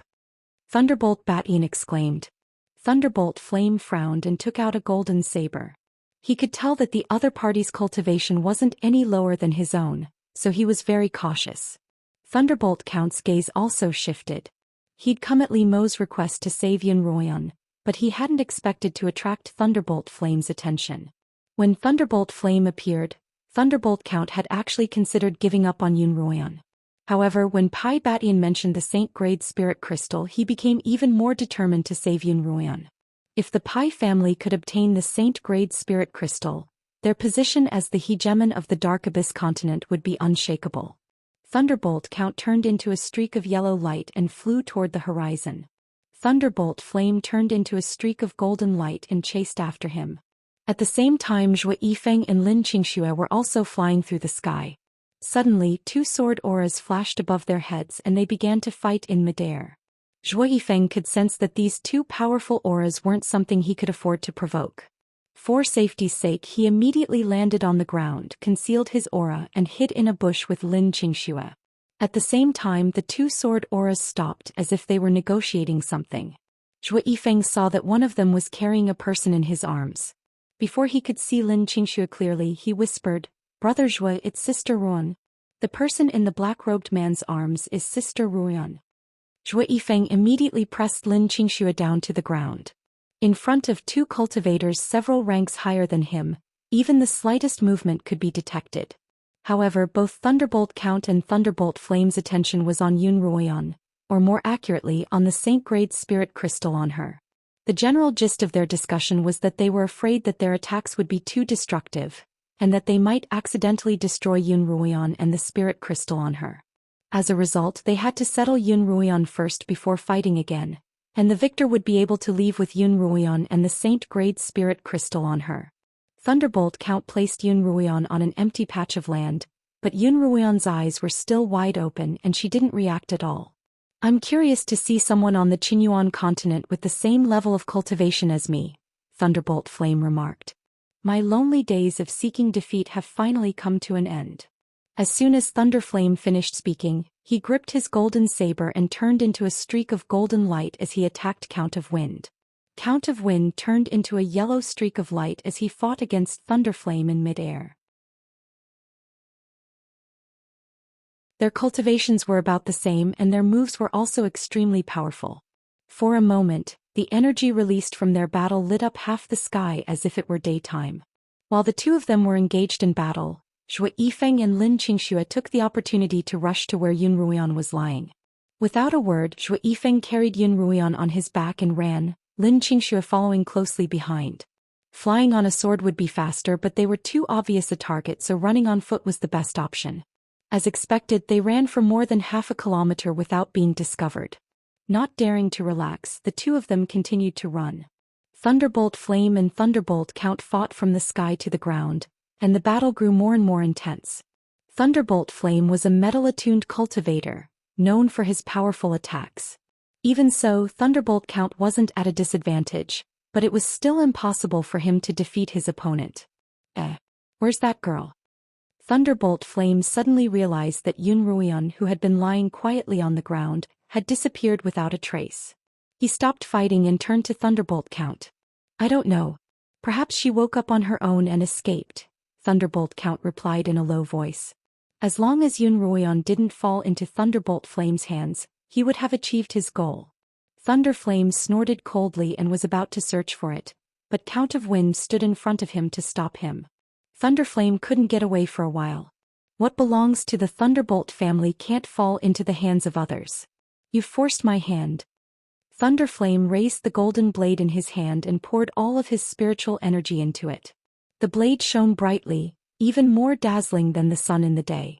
Everything within a radius of 4 to 5 kilometers was enveloped by this golden light, even Zhou Yifeng and Lin Qingxue. Then a bolt of lightning struck Thunder Flame's golden blade. The golden blade was covered in countless electric tongues as it slashed towards foe. Both Thunderbolt Flame's speed was so fast that he turned into a streak of light and fled. Thunder Flame did not give chase. Instead, he wielded his golden saber in midair and slashed it down in different directions within a 2-mile radius. Every time he slashed down with his saber, countless lightning bolts would appear in the sky and strike the ground. Zhou Yifeng and Lin Qingxue were surrounded by lightning bolts all around them, splitting the earth and rocks in their wake. Chased by the lightning, the two of them ran as fast as they could. Even when there was a steep slope in front of them, they couldn't avoid it in time. Then the two of them rolled down the slope with Yun Ruoyan.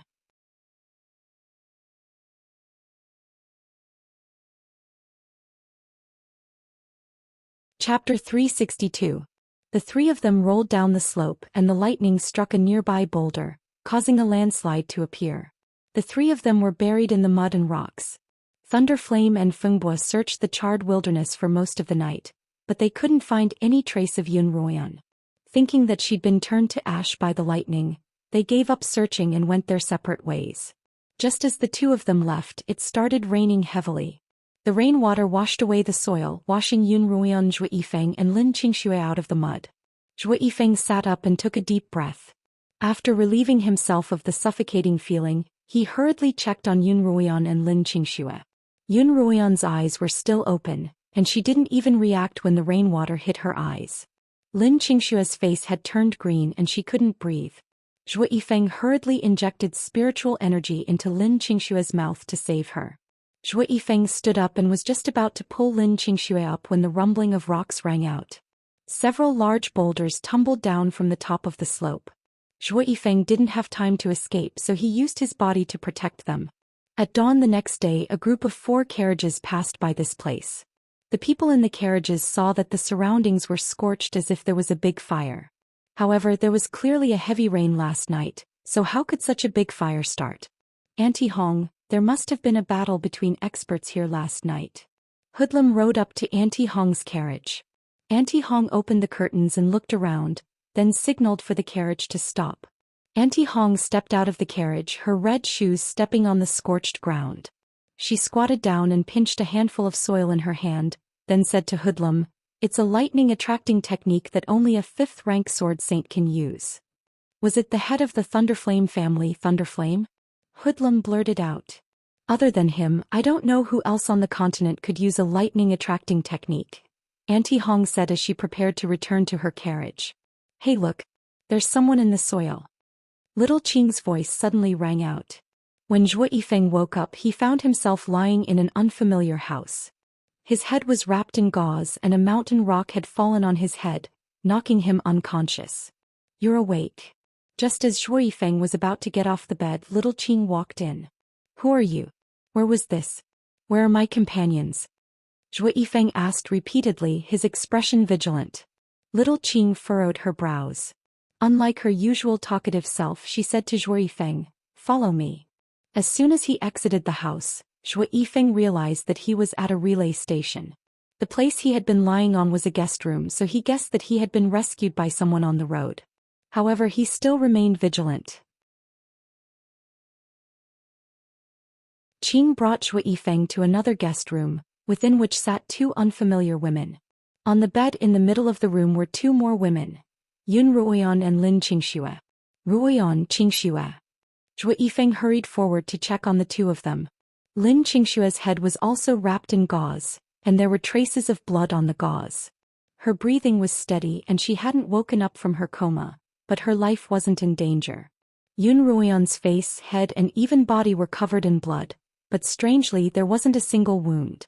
What was even stranger was that her eyes were still open without blinking. "Who are these two to you? Which one is Qingxue and which one is Ruoyan?" Auntie Hong asked. "Who are you?" Zhou Yifeng looked at Auntie Hong. "We're the ones who saved you," little Qing said angrily. Then she turned to Auntie Hong and said, "Auntie Hong, if that bunny is called Yun Ruoyan, then the one beside her must be Qingxue." "How do you know?" Hoodlum asked curiously. "The bunny told me before, but I didn't pay much attention to it," little Qing said angrily. Little Qing said angrily, "I thought she was just an ordinary child, but now it seems that she isn't." This time Yun Ruoyan's sudden disappearance was still Qing's greatest worry. She had searched the entirety of Thunderbolt City for several days, but to no avail. Only after Zhou Yifeng learned from Qing that Yun Ruoyan was in the troop did he relax his guard around the three youths in front of him. However, he still didn't reveal their identities. He wasn't confident that they wouldn't report him to the Thunderbolt household for money. Auntie Hong and the others didn't pursue the matter any further, waiting for Yun Ruoyan to wake up. After returning to Thunderbolt City, Thunderbolt Batyan recounted the strange events that had occurred to Yun Ruoyan's body. "Father, what kind of technique is that? How can a scale-like substance emerge from a wound and instantly heal a person's wounds?"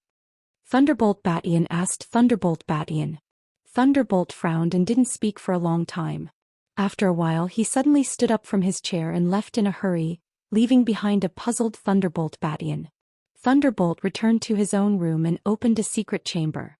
On top of a stone pedestal was an ancient-looking mirror. This was the mirror that had controlled a large group of cultivators that day. Thunderflame, who was standing before the Skyfall mirror, reached out with his hand to touch the surface of the mirror. Suddenly the surface of the mirror rippled. When the ripples returned to normal, a hooded figure in silver robes appeared in the mirror. "What business do you have with me?" the figure asked. "Elder Silver Dragon," Thunderbolt replied respectfully. "Last night I encountered a young girl who had the ability to heal her wounds on her own.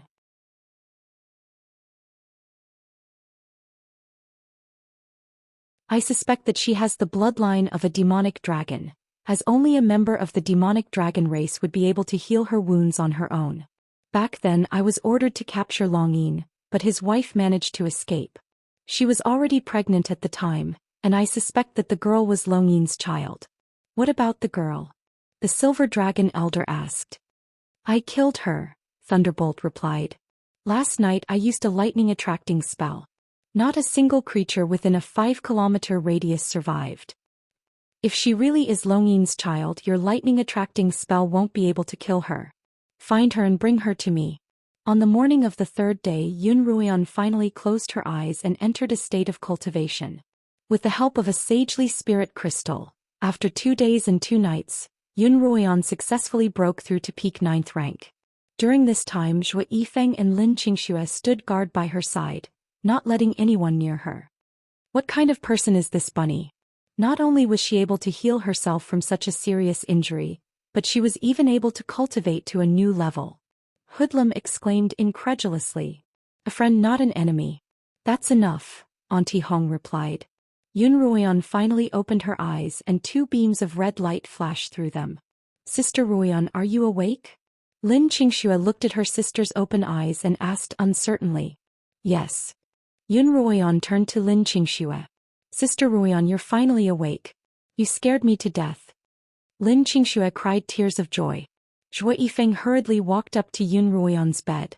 When he saw that her eyes had regained their vigor, a smile finally appeared on his solemn face. Are you hungry? Zhou Yifeng blurted out. Yun Ruoyan shook her head. At 9th rank she would be able to abstain from eating. From then on she would be able to say goodbye to hunger. Qingxue, help me call Auntie Hong, Hoodlum and Little Qing over, Yun Ruoyan instructed. Tell them that I'm awake and have something to say to them. Before long, all three of them were summoned to Yun Ruoyan's room by Lin Qingxue. Are you feeling better? Auntie Hong asked Yun Ruoyan politely. I'm completely fine now. Yun Ruoyan looked at Auntie Hong and said, thank you for saving me twice. Sister Qingqing, I'm sorry for leaving without saying goodbye last time. Yun Ruoyan turned to Little Qing. I didn't mean to lie to you either. I was just trying to protect myself. Ah. Little Qing sighed. She was clearly angry, but Yun Ruoyan had been unconscious for the past few days. Now that Yun Ruoyan was awake, her anger had long since dissipated. It's not easy to survive on this continent, and nothing can compare to living a good life. But on account of how much I've taken care of you, can you tell me who you really are? We're actually... Yun Ruoyan prepared to reveal her true identity without hesitation, but Zhou Yifeng hurriedly cut her off. And you can't. It's fine.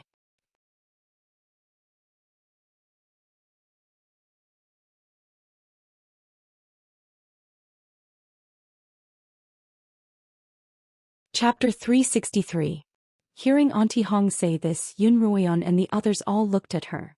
Me, Hoodlum, Little Qing and all the other girls in the troop weren't born as lowly commoners of the Dark Abyss continent. We were nobles with our own families, Auntie Hong continued. Her eyes flashed slightly, but her expression didn't change in the slightest. This kind of strict emotional management was something that could only be achieved after a long period of training.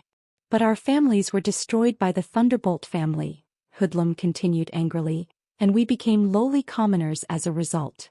Through Auntie Hong and Hoodlum's narration, Yun Ruoyan learned that they originally had their own family. But as the Thunderbolt family expanded, they implemented a tyrannical policy of suppression. Any family that opposed them or didn't want to submit to them were brutally suppressed. All adult family members were killed, the boys were enslaved, and the girls were sold as prostitutes. The girls in the troop were all the young ladies who opposed the Thunderbolt family.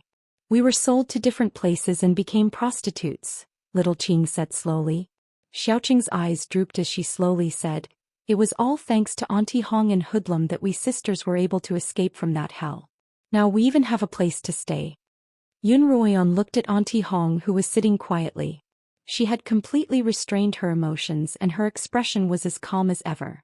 Yun Ruoyan knew that Auntie Hong was just a title she used to refer to her. She looked to be in her early 20s, not much older than Little Qing, but she gave off the feeling that she had experienced many vicissitudes of life and maturity.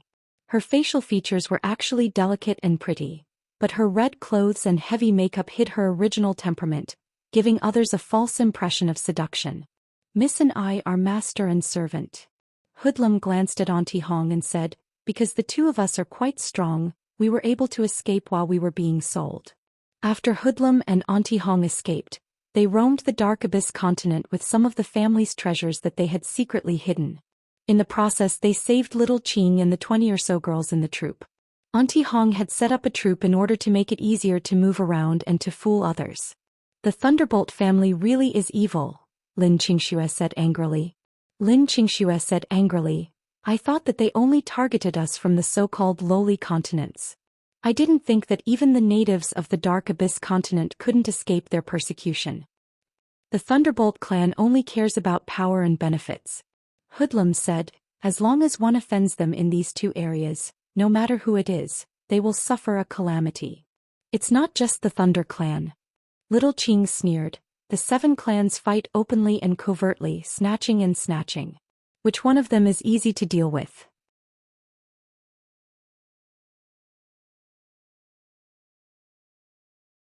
It's just that the Thunderbolt clan is a bit more ruthless. The members of the performance team had always wanted to take revenge on the Thunder clan. However, the Thunder clan was too strong and they were just weak women. Thus they could only bury this hatred deep in their hearts. Since the 7 cities are at odds with each other on the surface, why don't you seek refuge with one of them? Perhaps you'll have a chance to take revenge in the future, Yun Ruoyan said. Auntie Hong faintly sighed. We also thought of seeking refuge with one of the other 6 cities, but the other 6 cities have an extremely ambiguous attitude towards Thunderclap City. In an uncertain situation, we didn't dare to entrust our lives to them. If we took the wrong step, then the lives of those 20+ sisters and the last bloodline of our 20+ families would all be destroyed.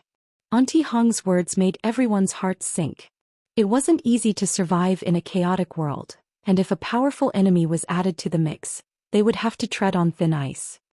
All these years our hatred for the Thunderbolt clan hasn't lessened in the slightest. In fact, it'll only deepen with time, Auntie Hong said to Yun Ruoyan. Auntie Hong looked at Yun Ruoyan and said, so you and your friends can rest assured that we will not betray you to the Thunderbolt family.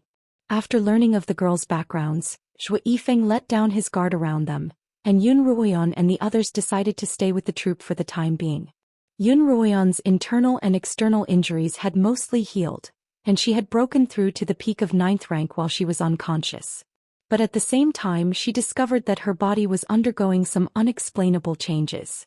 For example, the spiritual energy in her spiritual vortex used to be pure white, but when it transformed into fire-attuned spiritual energy, it would turn red. Now, however, a portion of the spiritual energy in her spiritual vortex would turn black without her realizing it.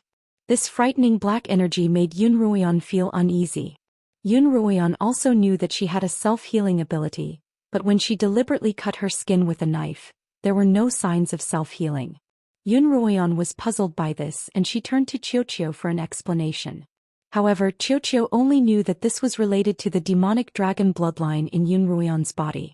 As for what the exact relationship was, Qiuqiu wasn't sure, but it was certain that it had something to do with the art of the divine dragon that Yun Ruoyan cultivated. The sliver of dragon power that the demonic eye had left in Yun Ruoyan had allowed her to cultivate the art of the divine dragon, and it was precisely because of this cultivation that Yun Ruoyan's body had undergone such a series of changes. Yun Ruoyan and Qiuqiu agreed that they should find Li Mo as soon as possible and find the cause of these changes from the art of the divine dragon that he had on him. The troop was currently resting in a small town between Thunder City and Wind City. This town was still part of Thunder City, and the troop's next destination was Wind City. Yun Ruoyan had to go to Thunder City to find Li Mo, so she bade farewell to Auntie Hong and prepared to leave in 2 days' time. The next day Yun Ruoyan and Hoodlum went out shopping as usual. There they saw the guards of the city posting portraits of escaped slaves on the walls, and the portrait was of Yun Ruoyan. The two of them immediately returned to the inn. Since the situation in Thunder City was still tense, it wasn't wise for them to risk their lives. As a result, Yun Ruoyan's plan to return to Thunder City was temporarily put on hold. In the city lord's manor, Li Mo had locked himself up in the woodshed for several days. Just a few nights ago, the brocade-robed man had brought him a piece of shocking news. Yun Ruoyan had been killed by Thunderflame using a lightning-attracting technique, and not even her bones had been left. Li Mo had spat out a mouthful of blood, but he quickly realized that Yun Ruoyan couldn't be dead. He could still sense the aura of the azure sword even if it was very weak. Yun Ruoyan had kept the azure sword in her pocket dimension. If Yun Ruoyan were to die, then the bracelet would become an ownerless object and seal itself. Li Mo wouldn't be able to sense the aura of anything within it until someone opened it again. However, Li Mo could still sense the aura of the azure sword, so he was certain that Yun Ruoyan was still alive. It was just that she was too far away from him. These past few days, Li Mo had locked himself up in the woodshed, using his mental energy to search for the azure sword's location. Once he found the sword, he also found Yun Ruoyan. Only when Yun Ruoyan's portrait was plastered all over the city did the Count of Feng and the brocade-robed man realize that Yun Ruoyan wasn't dead. That night, the brocade-robed man once again snuck into the city lord's manor to inform Li Mo of the news, but was told by Lin Qingchen that Li Mo was in seclusion. The brocade-robed man couldn't help but sigh when he recalled how Li Mo had spat out blood that day. To think that this girl would be so important to Li Mo. When he returned, he proposed to the head of the Feng family the idea of helping Li Mo find Yun Ruoyan, and the head of the Feng family agreed. After a few days and nights of searching with his mental energy, Li Mo finally confirmed the location of the azure light sword. When he awoke from his meditative state, he immediately left the manor alone and began searching in the direction he had been searching. In the middle of the night, Li Mo's figure appeared in the small town where Yun Ruoyan and the others were staying. At the moment, Yun Ruoyan was cultivating in her room. With the help of a sagely spirit crystal, Yun Ruoyan didn't need to deliberately condense her spiritual energy. As long as she didn't expend a large amount of it, her spiritual vortex would always be filled with spiritual energy. However, a portion of this spiritual energy would automatically turn black every day, and Yun Ruoyan had spent the last few days trying to figure out the difference between this black spiritual energy and the white spiritual energy. Just as Yun Ruoyan was concentrating on her spiritual vortex, she suddenly heard a chirping sound. Mistress, mistress, I can sense Li Mo's aura. Yun Ruoyan opened her eyes immediately. She too had sensed Li Mo's aura not far from her. Yun Ruoyan got off the bed, opened the door, and a red sword aura appeared beneath her feet. The sword aura carried Yun Ruoyan into the air, hovering in midair. Li Mo felt the aura getting closer and closer.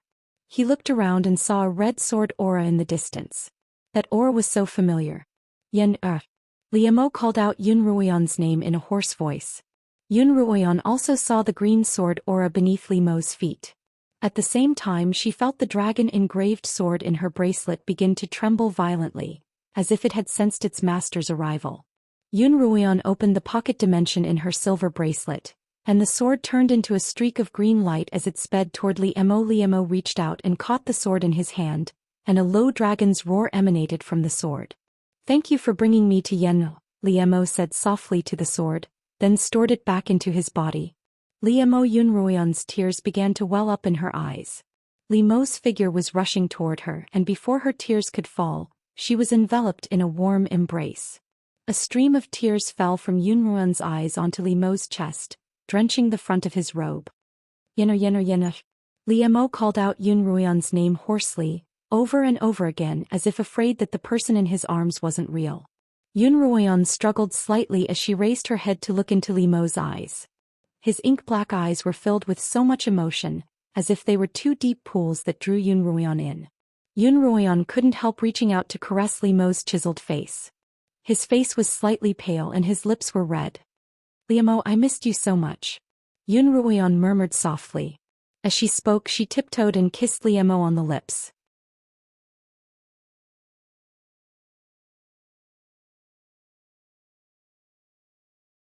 Chapter 364. Yun Ruoyan's kiss was like a spark that ignited Li Mo's yearning for her. Li Mo reached out and grabbed Yun Ruoyan's waist, lifting her up and pressing her against his body, as if trying to fuse her into his own. Yun Ruoyan's yearning for Li Mo was no less than his own. Driven by the mutual desire between them, the dual cultivation technique began to take effect. White spiritual energy had already seeped out of Li Mo's spiritual vortex through his meridians, enveloping the two of them. Li Mo, we can't stay here. Li Mo's kiss became more and more intense, causing Yun Ruoyan to feel a little dizzy.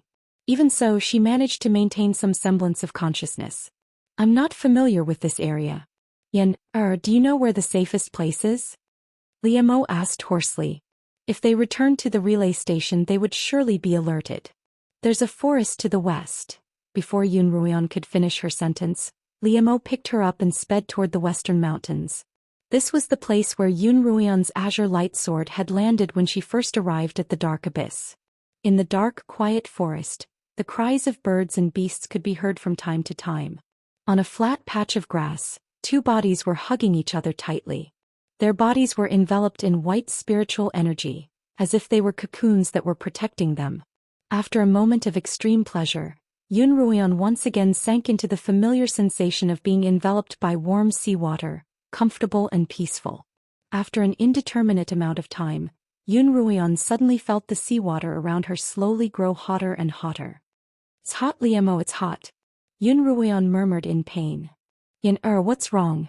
Li Mo had also noticed Yun Ruoyan's abnormality. Her initially serene expression had become somewhat pained, and her body was burning hotter and hotter. A thin layer of sweat covered her entire body, as if she were being roasted by fire. And at this moment a strange scene happened. Liemo could see a black mist seeping out of Yun Ruian's body, slowly swallowing up the white mist that Liemo's body was emitting. The two of them were slowly enveloped by the black mist. Yen.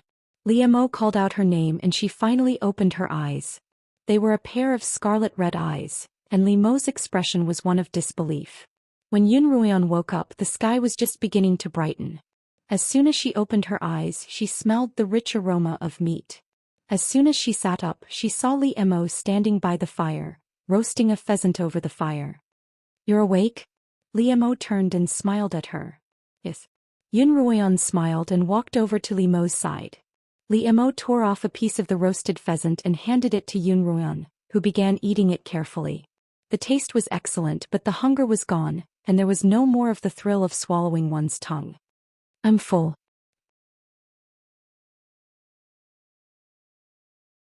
After finishing a small piece, Liemo offered it back to her, but she waved it away. "Yen." Liemo placed the unfinished roasted meat on the ground and looked at Yun Ruian. "Did you know what happened while we were dual cultivating last night?" Yun Ruian looked back at Liemo. She first nodded, then shook her head. "I could sense that something was amiss, but I didn't know what." As a result, Liemo recounted everything that had transpired the night before. "After I stopped cultivating, the black mist retreated back into your body," Liemo continued. "I probed your spiritual vortex further and discovered that there was a large amount of black spiritual energy within it. Do you know where it came from?" Liemo's tone and expression were both worried. "I was just about to tell you about it," Yun Ruian replied. Yun Ruian began to explain to Liemo how she had followed the caged carts from Thunderbolt City to Liemo. She described her battle with the long-faced man, as well as how the demonic eye had left her with the demonic dragon's power in order to protect her, and how she had begun to cultivate the demonic dragon technique with that power. She hoped that Liemo would be able to find some clues from this. "After my battle with the long-faced man, I broke through to 9th rank, Yun Ruian began. Then, at the Beastkin's invitation, I went with them to the Spirit Crystal Mine, where I fought with Thunderbolt Batian." Liemo frowned. "How could you have been his match?" Liemo was quite angry at Yun Ruian's risky behavior. One was a 9th rank Blade Master, while the other was a 2nd rank Peak Blade Master. They were on completely different levels. To Yun Ruian, Thunderbolt Batian was like an adult to a child and she had no way of resisting him. "Of course I wasn't his match," Yun Ruian replied. "I also thought that I was going to die, but just as I was on the verge of death, I felt the incantations of the art of the divine dragon in my body begin to circulate on their own. When I didn't do anything, it started to heal the injuries I suffered. From the inside to the outside, from the spirit ocean to the external injuries on my body, everything was healing itself. I felt as if my body and consciousness had been separated." Yun Ruian frowned, her expression perplexed. During this process she didn't feel any pain or fear, as if she had been separated from the rest of the world. "While I was healing, a black-clothed man rushed over and stopped Thunderbolt Batian's assassin. After that, the two of them fought and Zhou Yifeng carried me away. We were buried in the sand until the performing arts team came to rescue us." Yun Ruian lowered her eyes. "Although I was aware of what was happening in the outside world, I acted as if it had nothing to do with me. By the time my body was almost completely healed, my consciousness had fallen into an illusion." "What illusion?" By then, Liemo had already walked up to Yun Ruian's side. Sensing her nervousness, he held her hand and looked into her eyes. "Yen, no matter what it is, I hope you can tell me so that I can share your burden." After a long while, Yun Ruian finally spoke. "In the illusion, I saw a battle between the demonic dragons and the silver dragons.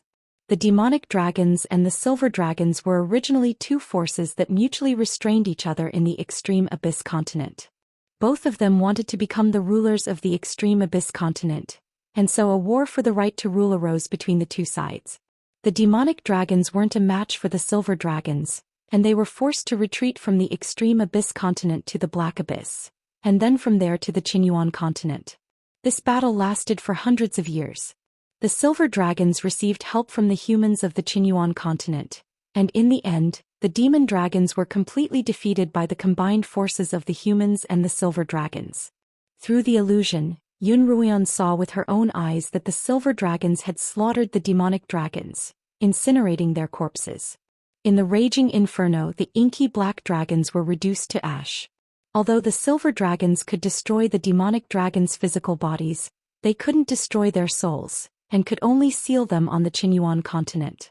Due to the fact that the seal was permanent, both humans and silver dragons had almost forgotten about it after thousands of years. That was until a few hundred years ago when the demonic dragon's souls suddenly awakened, awakening the demonic dragon bloodline that they had left behind on the Qinyuan continent. From the illusion, Yun Ruian finally learned that a large portion of this so-called demonic dragon bloodline was the offspring of the demonic dragons, who had forced human females to mate with them. At first, these people were half human, half dragon, but as they continued to mate with humans, the dragon bloodline in their bodies dwindled. In the end, only a small portion of the demonic dragon bloodline remained pure, including Yun Ruian's father Long Yin and Yun Ruian herself. Over the past few centuries, as the silver dragons hunted down the demonic dragon bloodline, many descendants of the demonic dragon bloodline have perished. Today, I'm perhaps the only one who still possesses the demonic dragon bloodline, Yun Ruian murmured. There was an indescribable desolation in her voice. You still have me. Li Mo could feel the desolation in her voice. You're already married to me and you're no longer alone. The two of us will always be one. No matter what happens in the future, I'll face it with you. Li Mo looked at Yun Ruian resolutely and Yun Ruian nodded back resolutely. Li Mo, Yun Ruian began. No matter what happens in the future, I'll face it with you, Yun Ruian replied.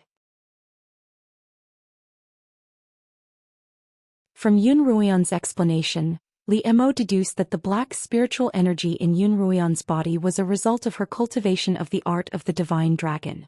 As for whether this phenomenon was normal or abnormal, good or bad, because there had never been a precedent, and even Qiuqiu didn't know anything about it, the two of them couldn't come to a conclusion.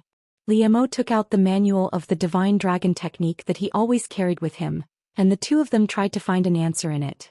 However, when the book appeared in her hands, she suddenly realized that she could only understand the parts of the technique that she had already cultivated, and that she still couldn't understand the rest.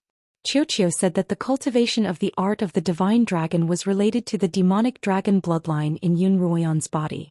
The dragon energy left behind by the demonic eye before it disappeared had awakened a portion of Yun Ruian's demonic dragon bloodline.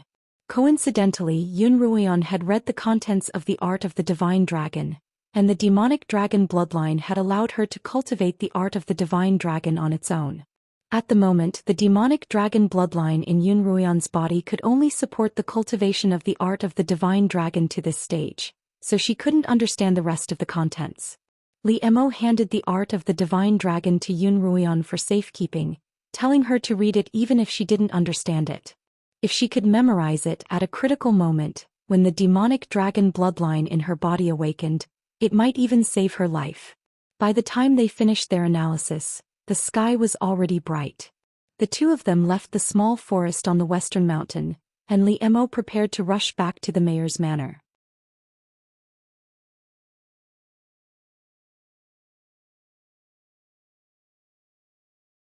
Chapter 365.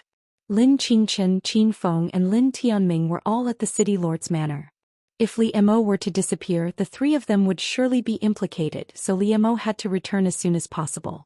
Li Mo, there are some people I'd like you to meet, Yun Ruian said. Li Mo saw that her tone and expression were quite serious, and he guessed that it must be someone very important. He followed Yun Ruian to the inn where he met Auntie Hong and the others.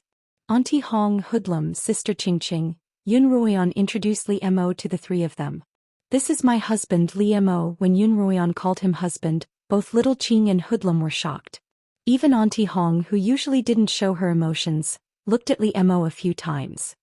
Li Mo, they're my benefactors and they've saved my life twice, Yun Ruian continued. In addition, they have a grudge against the Thunderbolt family. They want revenge, but they don't have the means to do so. I heard from you that you and the Feng family have come to an agreement to deal with the Thunderbolt family together, which means that the Feng and Thunderbolt families are truly irreconcilable enemies. If that's the case, could you recommend the troop to the Feng family? As Auntie Hong heard Yun Ruian's words, her calm eyes flashed once more. The troop will definitely do whatever it takes to deal with the Thunderbolt family, Auntie Hong replied. Although we don't have an advantage in terms of cultivation, we've spent many years with the various families in the 7 cities, and we've gained some understanding of them. If the Feng family is willing to accept us, we'll surely be of great use to them. Little Qing and Hoodlum were also very excited. They had thought that they would never have a chance to exact revenge in their lifetime, but the opportunity presented itself so quickly. All right, I'll recommend you to the Feng family, Liemo agreed. You two stay here for now and wait for news from the Feng family. After Yun Ruoyan sent Liemo off, Liemo began to tell Yun Ruoyan about Lin Tianming. Yun Ruoyan was naturally very excited, and she couldn't wait to bring Lin Qingxue and Liemo to pay a visit to her long-lost uncle. I didn't mention it until now precisely because I didn't want you to worry about me. Liemo followed Yun Ruoyan's lead and addressed Lin Tianming as her uncle. As long as you bring us along, we'll be careful. Yun Ruoyan tried to convince Liemo. No. Let's not even talk about how heavily guarded the city lord's manor is. Right now the entire Thunderbolt city is looking for you. You're not allowed to do something as dangerous as saving Zhou Yifeng and Lin Qingxue on your own. It would be best if we can get uncle out of the city lord's mansion. Liemo replied, the city lord's manor isn't suitable for him to recuperate. It'd be best if we could think of a way to get him out. Just as the two of them were pondering this question, Qiuqiu's voice appeared in Yun Ruoyan's mind. Isn't that easy? Qiuqiu, do you have a plan? Yun Ruoyan asked. Of course, it's a piece of cake, Qiuqiu said confidently. On the night that Liemo returned, he met with the brocade-robed man and told him about the troop. Coincidentally, the brocade-robed man had also come to talk to Liemo about the troop. He had discovered this troop while investigating Yun Ruoyan's whereabouts, and suspected that Yun Ruoyan was in their hands. Just as he was about to inform Liemo of his suspicions, Liemo spoke up first. So it's an acquaintance. No wonder. The brocade-robed man exclaimed. The Feng family will accept any force that wishes to deal with the Thunderbolt family, but I'll have to consult with the head of the family first. After the brocade-robed man left, Liemo began to meditate. The black spiritual energy in Yun Ruoyan's body was extremely domineering, and during their dual cultivation, there had been a brief conflict between the two spiritual energies, causing Liemo to suffer some damage. However, this conflict was only temporary and the impact wasn't too great. Liemo would be able to recover after a short period of rest. The next day, Liemo passed the brocade-robed man's ointment to Lin Qingchen. She needed this ointment for Immerse's recovery. That day Immerse had been severely injured, and Liemo had thought that he wouldn't survive. Fortunately, Lin Qingchen had been there, and she had managed to save Immerse's life. The ointment was extremely effective and Immerse recovered very quickly. After 2 or 3 days he was able to fly around the house for a short period of time, and after a few more days he was able to fly normally again. Liemo wanted Immerse to deliver a letter to Yun Ruoyan, but it had been so frightened by the cloud-swallowing beast that it didn't dare to fly out of the house. Only after Pai Batian had left the manor with the cloud-swallowing beast did Immerse finally fly out of the city to deliver a letter to Yun Ruoyan. This letter was written by Lin Tianming. Perhaps because her hand was too weak to hold the pen, her handwriting was very crooked and the content was simple. However, the love and concern of an elder for a descendant was clearly felt by both Yun Ruoyan and Lin Qingxue. The image of a pale, thin, but benevolent elder seemed to appear on the black and white paper. Sister Run, we have to save Uncle. Lin Qingxue urged. Don't worry. Yun Ruoyan patted Lin Qingxue's hand. I'll be able to save him very soon. Yun Ruoyan's reply to Liemo listed a few ingredients for the pill. On the night that Liemo received Yun Ruoyan's reply, the brocade-robed man once again visited Liemo. You've come at the right time. I have something that I need your help with, Liemo replied. There's no need to be so polite, Brother Li. You and I are now on the same boat, the brocade-robed man replied. My name is Feng Yicheng. You can call me by my name in the future. Right, Brother Feng. Liemo handed Yun Ruoyan's list of ingredients to Feng Yicheng. See if you can get your hands on some of these ingredients. Feng Yicheng read through the notes, then folded them neatly and placed them in his sleeve. Only then did he say to Liemo, Although these ingredients are rare, the Feng family should be able to procure them. Brotherly, don't worry. Good. Liemo relaxed a little. Otherwise, no matter how difficult it would be, he would get his hands on these ingredients for Yun Ruoyan. Brotherly, I'm here because of the troop you mentioned last time, Feng Yicheng began. The head of the family has already agreed to accept the troop for his own use, and he has important plans for them. That's why he's sending me there to train them. I'll be leaving tomorrow, so I'd like you to inform them in advance lest I offend them. Liemo wrote a letter and had Immorse deliver it to him, briefly explaining the Feng family and Feng Yicheng's situation. On the third day, Feng Yicheng arrived at the post house and met with Yun Ruoyan and the troop's girls.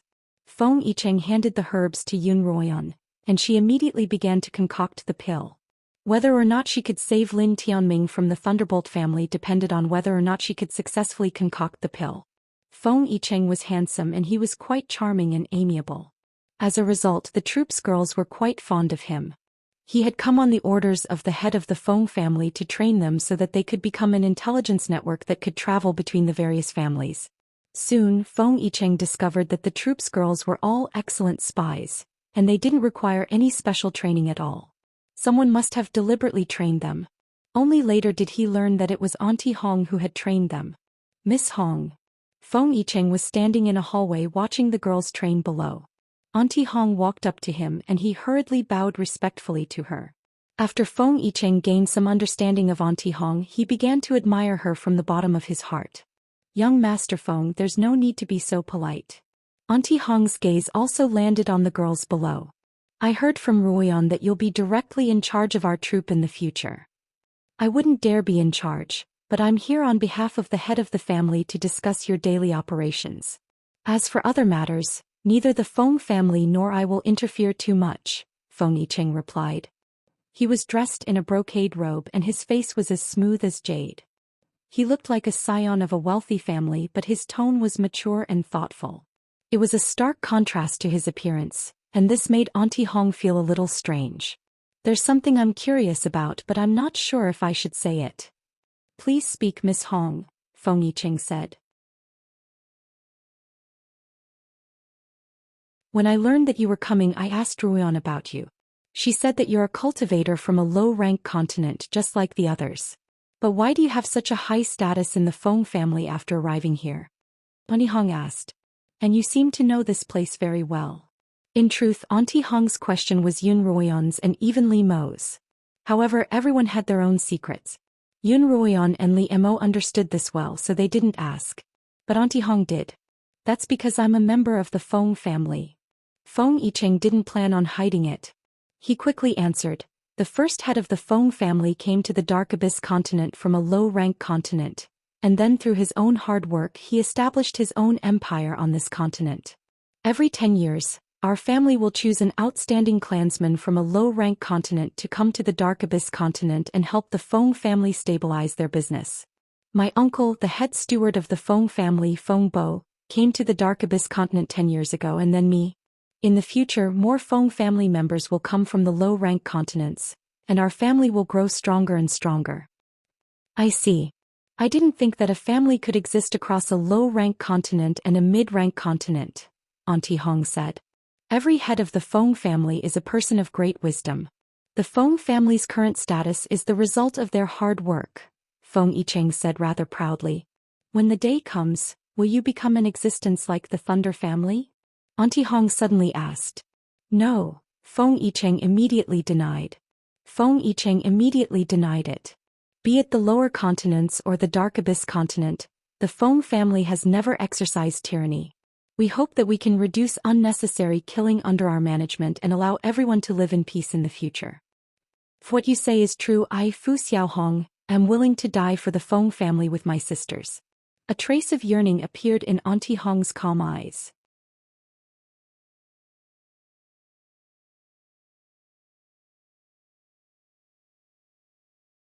Chapter 366. After a full day and night of condensation, the pill in the cauldron finally took shape. It was a purplish-red pill that emitted a faint, bitter odor. Mistress, just put in the last ingredient, Chiu instructed Yun Ruoyan. Yun Ruoyan picked up a stalk of black spiritual herb and ignited a flame in her hand. The stalk slowly turned into powder in her hand. Yun Ruoyan sprinkled the powder onto the purplish-red pill in the cauldron, and the pill immediately changed color, turning from purplish-red to a deep purple. The faint, bitter odor also disappeared. Yun Ruoyan extended her hand toward the cauldron, and the dark purple, odorless pill floated out of the cauldron and into her palm. "Mistress, it's a success," Qiu exclaimed excitedly. "This is a third-grade pill, a death-like pill." "A death-like pill." Yun Ruoyan looked at the pill in her hand, her expression one of excitement. "I finally succeeded." Over the course of a day and a night, Yun Ruoyan had finally succeeded in condensing the pill 3 times, and she now possessed the cultivation of a third-rank pill master. "Mistress, if you feed this pill to someone, they'll enter a state of suspended animation," Qiu explained. Qiu explained, "Within 3 days the person who consumes this medicine will experience a series of symptoms similar to that of a dead person. No one will be able to tell anything. After 3 days the state of suspended animation will slowly disappear from the person's body, and they'll slowly come back to life. This entire process will take 6 days. The Li father and son are sly. Surely they won't find out?" Yun Ruoyan was still a little worried. As long as it concerned her family, Yun Ruoyan would always be so cautious that she would be a little worried. "Don't worry, mistress," Qiu added. "Once the pill takes effect, it'll accelerate the rate at which the person's body festers. Even a normal physician wouldn't dare approach, let alone the so-called nobles of the Li family. There's no way they'll be discovered." This was a serious matter, and Yun Ruoyan was worried that Immortal would encounter a cloud-devouring beast again, so she handed the death-like pill to Feng Yicheng. After receiving the pill, Li Mo fed it to Lin Tianming, then had Lin Qingchen summon the bearded steward. As soon as the steward arrived, Lin Tianming began to spasm and sweat profusely. Soon after, he began foaming at the mouth in front of the steward, his eyes rolled back and he stopped breathing. Since Thunderbolt Bat-Yin wasn't in the city lord's mansion, steward who hurriedly went to report the situation to Thunderflame. Lin Tianming was captured by Thunderflame in the past. However, after Long Yin's capture he had lost his value and was tossed into Lin Tianming's prison like a piece of trash. If not for Li Mo's sudden reminder, he would have forgotten about Long Yin's existence. Dead. Thunderflame opened the red invitation card in his hand and asked without raising his head, "Are you sure? He's really out of breath?" Trembling with fear, the mustached steward said, "He suddenly fell ill right in front of me. Before I could react, he had already breathed his last." "If he's dead, then he's dead," Thunderflame said nonchalantly. "Do whatever you want with him." "Yes, Your Highness." The mustached man turned to leave. The mustached steward usually worked for Thunderflame, so he was a little afraid of Thunderflame. As for the patriarch of the city lord's manor, he was even more afraid of him. "Wait." Thunderflame's voice rang out from behind the mustached man. He had only exchanged a few words with Thunderflame, but his back was already drenched in sweat. "Patriarch, is there anything else?" "I'll see to it right away," the mustached man said, suppressing his fear. "How's that Li Mo?" Thunderflame asked. "He's already out of the room and there's nothing out of the ordinary about him." "Nothing out of the ordinary," Thunderflame muttered to himself. Thunderflame muttered to himself, "She must know that Yun Ruoyan isn't dead, so where is she hiding? How am I supposed to find her?" The man with the mustache seemed to have done this on purpose. He didn't immediately dispose of Lin Tianming's body. Lin Tianming's body was left in the woodshed for 2 days. During these 2 days, Lin Tianming's body began to rot, and the stench of decay spread from the woodshed to the courtyard. Only then did the mustached man send someone to carry Lin Tianming away. According to usual practice, the corpse would be thrown into a mass grave to be fed to the dogs. The men were all wearing thick clothes, masks and gloves. "Be quick, Mary," the mustached man commanded from outside the door, muttering, "Oh my, look at this smell. If it were summer there'd be maggots. It's only been a few days. It can't be some sort of plague, can it?" Lin Qingchen stood to the side and looked at the ring on the middle finger of the mustache man's hand that was covering his mouth and nose. She frowned subconsciously. The spatial ring that Lin Zainan had given her had been taken away by a junior steward, and before Lin Qingchen could retrieve it, it had already fallen into the hands of the mustached man. "This courtyard will be sealed for a month," the mustached man announced. In order to prevent the spread of a plague, the people living in this woodshed will not be allowed out for a month. The mustached man turned to leave, feeling rather pleased with himself. If it really was some sort of plague, it would be best if those people died from it, lest his master Thunderbolt had to protect them all the time. Thunderbolt and Thunderbolt had suddenly disappeared, and the warriors in the manor were all saying that they were dissatisfied with Thunderbolt's decision to protect Li Mo and the other rats from the lower-tier continents. As a result, Thunderbolt's already low standing in the hearts of the warriors grew even lower. "What are you looking at? Be careful or I'll dig your eyes out." The man with the mustache noticed Lin Qingqian's gaze on him. His eyes widened and his beard twitched as he scolded her. Lin Qingqian lowered her head, silently contemplating how she could get the ring back from him. Lin Tianming was pushed out of the Thunderbolt Manor by a few servants in a carriage, all the way to the mass grave, where a number of wild dogs were waiting to devour human corpses. The stench of corpses on Lin Tianming's body drifted far away, attracting a pack of wild dogs and wolves to come over. The servants hurriedly carried Lin Tianming off the carriage and tossed him on the ground, then ran out of the mass grave, only to be chased by the wild dogs and wolves. There were a few cries of agony as a streak of sword light suddenly appeared, stabbing 4 or 5 wild beasts to death in an instant, and the rest scattered in disarray. Feng Yicheng walked out from behind a tombstone and walked up to Lin Tianming's side. The stench caused him to involuntarily cover his mouth and nose. He looked at the ash-gray Lin Tianming on the ground. Lin Tianming was so emaciated that he almost didn't look human, and now he looked more like a corpse that had been dead for a very long time. Feng Yicheng couldn't help but wonder, could this person really come back to life? Despite his suspicions, he still took out a gray cloth and wrapped Lin Tianming under his armpit. Sword light appeared beneath his feet as he sped toward the small town where the troop was located. Lin Tianming had also thought that he was dead, so much so that when he opened his eyes and saw 2 beautiful girls smiling at him, he thought that they were maidens from the netherworld. But how could maidens from the netherworld be so pretty? Uncle. Only when Yun Ruoyan and Lin Qingqian called out to him did he realize that he hadn't died. Not only had he not died, he had even been saved. You're Qingqian. In his excitement, Lin Tianming's eyes, which had long since dried up, actually began to tear up. Many years of imprisonment and illness had numbed him. Although he had always clung to a slim hope of survival, he had long since given up all hope. Unexpectedly, in the midst of his despair, the heavens had given him another chance. After all, the heavens still have eyes, Lin Tianming muttered hoarsely as his tears flowed down his cheeks. After Lin Tianming woke up, he only drank some of the medicine that Yun Ruoyan had prepared in advance before falling back into a deep slumber. "It's all right, uncle. His body's just too weak and he'll slowly recover." Yun Ruoyan comforted Lin Qingxue. Feng Yicheng had been watching from the side the entire time. In fact, he had been observing Lin Tianming ever since he had brought him back.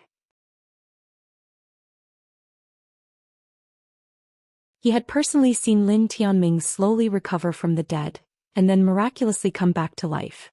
His gaze toward Yun Ruoyan was filled with admiration.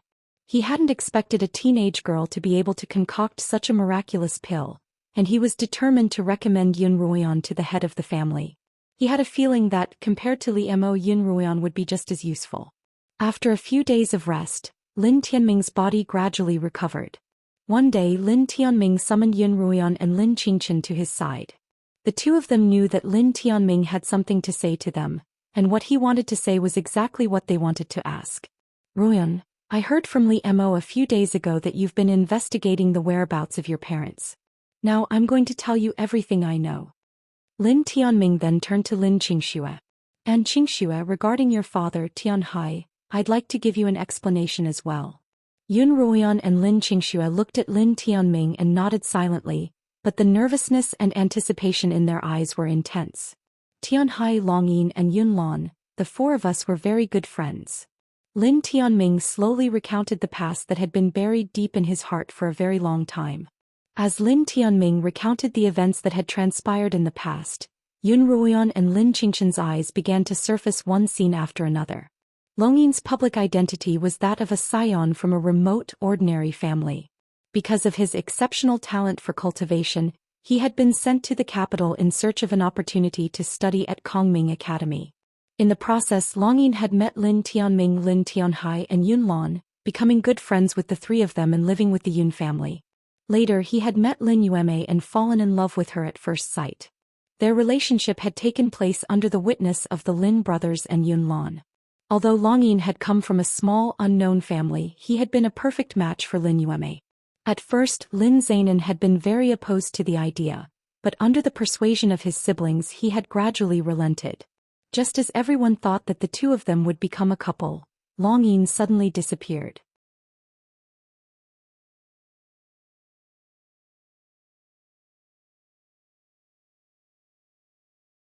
Chapter 367. Yun Ruan had learned of what happened next from Qin Jianmei. Yun Lan, who had always been in love with Lin Yueme, took the opportunity to marry her and give birth to Yun Ma Xiao. A few years later, however, Long Yin suddenly reappeared and took Lin Yueme away. The two of them disappeared for a few months, and during that time Lin Yueme became pregnant with Yun Ruan. Long Yin's sudden appearance broke the silence. Lin Tianming began. He found us and confessed his true identity. He was the heir of the legendary demonic dragon bloodline, and his disappearance was because he had been summoned by the demonic dragon's soul to revive them. Reviving the demonic dragon clan wasn't an easy task, and it was highly likely that he would have to pay with his life. Long Yin didn't feel that he had such a mission, so he found an opportunity to escape. The Lin brothers knew that their sister was deeply in love with Long Yin. Even after marrying Yun Lan, she hadn't been truly happy. Long Yin's two brothers, who doted on his sister dearly, arranged for the two of them to meet. After learning of Long Yin's difficulties, Lin Yueme forgave him, and the two of them decided to elope.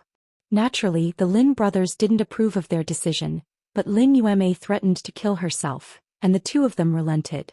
Long Yin said that the demonic dragon clan wouldn't let him go, so they needed to find a safe place to hide.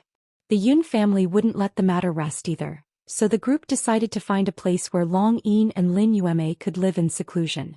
Lin Tianhai suddenly thought of the alternate dimension at Kongming Academy. At that time, the Lin brothers had already entered Kongming Academy to cultivate, and they had learned how to activate the formation that led to the alternate dimension. As a result, the group sneaked up to Kongming Peak and activated the formation. With Lin Tianming and Lin Tianhai's cultivation, they could only teleport the two of them to an unknown alternate dimension. We thought that would be the end, but we didn't expect that someone would come looking for us so quickly, Lin Tianming began. Did the Demon Dragon clan find you? Yun Ruoyan asked. No. Lin Tianming shook his head. It wasn't the Demonic Dragon clan that came looking for us, but the Silver Dragon clan's lackey, Thunderflame, the current head of the Thunderflame family. Yun Ruoyan wasn't unfamiliar with Thunderflame. She'd seen him in her dreams and she'd seen him in real life. Thunderbolt Batian and Thunderbolt Flame looked so much alike that Yun Ruoyan would always mistake them for each other. Thunderflame couldn't find Long Yin, so he used force to threaten me and Tianhai. We swore that we wouldn't reveal Long Yin and Yume's whereabouts, so we were brought here, Lin Tianming continued. My father was also brought here. Lin Xingshua's eyes lit up as she hurriedly asked, Uncle, where's my father now?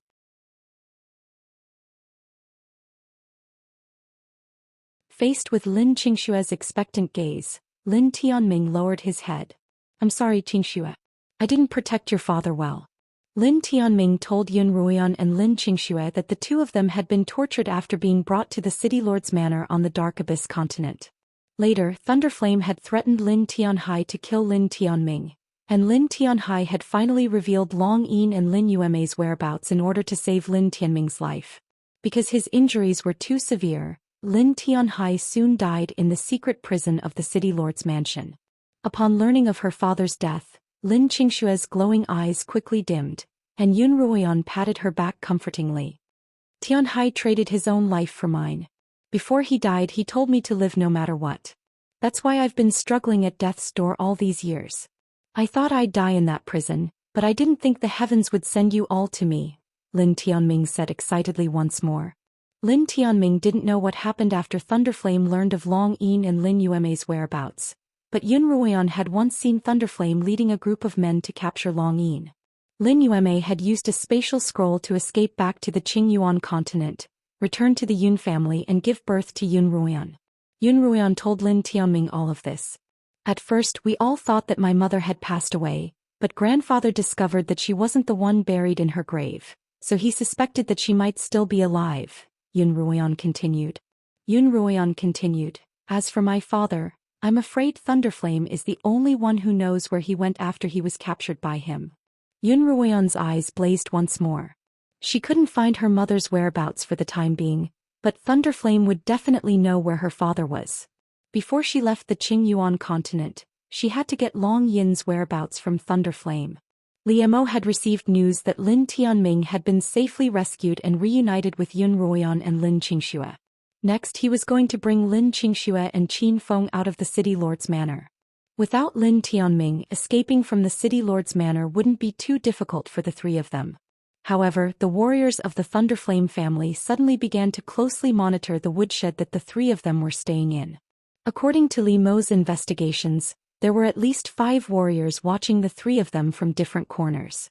Li Mo could enter and leave freely by himself, but with Lin Qingxian and Qin Feng in tow, it would be difficult to avoid detection. Just then Feng Yicheng sent word that the head of the Feng family wished to meet with Li Mo. Li Mo had met the head of the Feng family at a banquet before. He was a rather scholarly middle-aged man, and he stood out from the rest of the ugly, violent nobles. Li Mo agreed to meet with him, and one night, Li Mo followed Feng Yicheng out of the city lord's manor. In a restaurant, Li Mo met with the head of the Feng family, Feng Yenyang. Young Master Li, please have a seat. Feng Yenyang gestured for Li Mo to sit down. In front of him was a fragrant teapot and 2 exquisite teacups. Feng Yenyang wasn't in a hurry to speak with Li Mo. Instead he poured a cup of tea for himself and Li Mo, then invited Li Mo to taste it. The people of the Heiyuan continent valued martial prowess, and they would often arrange for slaves to spar with each other during banquets. As a result, it was rare to see someone sit down and enjoy a cup of tea. Good tea. Li Mo praised, then put down the empty cup in his hand. He looked at the serene middle-aged man in front of him. You're in a good mood, Patriarch Feng. But surely you didn't invite me here just to taste tea? I do have something to tell you. Feng Yenyang said with a smile. The 7 cities martial tournament will be held soon. If I'm not wrong, the Thunder Clan will send you. 7 cities martial arts competition? Li Mo frowned slightly. This was the first time he had heard of this. The Thunderbolt family hadn't heard of this before. How can Patriarch Feng be so sure that the Thunderbolt clan will send me out? As Feng Yenyang filled Li Mo's teacup, he continued, this tournament is extremely important to our 7 families. Last time, Pai Batian of the Pai family fought against Fengbua of the Feng family and Pai Batian lost. Li Mo glanced at the Count of Feng Feng who was standing by Feng Yenyang's side. Ever since Li Mo had entered the room, the Count of Feng Feng had been standing there quietly, his aura completely concealed. Apart from his conspicuous robes, there was nothing special about him. I've had a taste of the Count of Feng Feng's skills, Li Mo replied. When he'd fought Li Mo, he'd just broken through to become a second-rank blade master, but he hadn't been able to last more than 10 moves against the Count of Feng Feng. A conservative estimate would place the Count of Feng Feng at around 5th rank. This level of cultivation was definitely at the top of the Qingyuan continent. Li Mo wasn't familiar with how strong the true experts of the continent were, so he couldn't determine Fengbua's rank or status on the continent. However, he was certain that he was one of the strongest of the 7 cities. If the Feng family sends out the Count of Feng Feng again, the 7 cities probably won't have a match for him, Li Mo said. Feng Yenyang shook his head. The tournament is held once every 3 years. The same person can't ascend the stage consecutively. Li Mo picked up his teacup and slowly sipped his tea. Feng Yenyang continued, as a second-rank blade master, you're one of the strongest cultivators in the 7 cities. The Thunderbolt Flame won't waste your cultivation.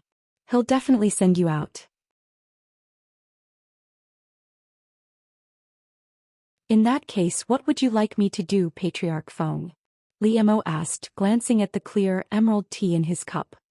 The Feng family will send Feng Yicheng to the stage. I hope that the 2 of you can join forces to defeat the other 7 cities' warriors and then... Feng Yenyang leaned forward slightly and lowered his voice as he explained his plan to Li Mo. This will deal a heavy blow to the Thunderbolt family, Feng Yangyang said with a smile. If I do that, I'll definitely anger the Thunderbolt flame, Liemo said. Patriarch Feng, you have to promise me something. Please speak. I want you to bring my 2 friends out of the Thunderbolt family unharmed, Liemo said.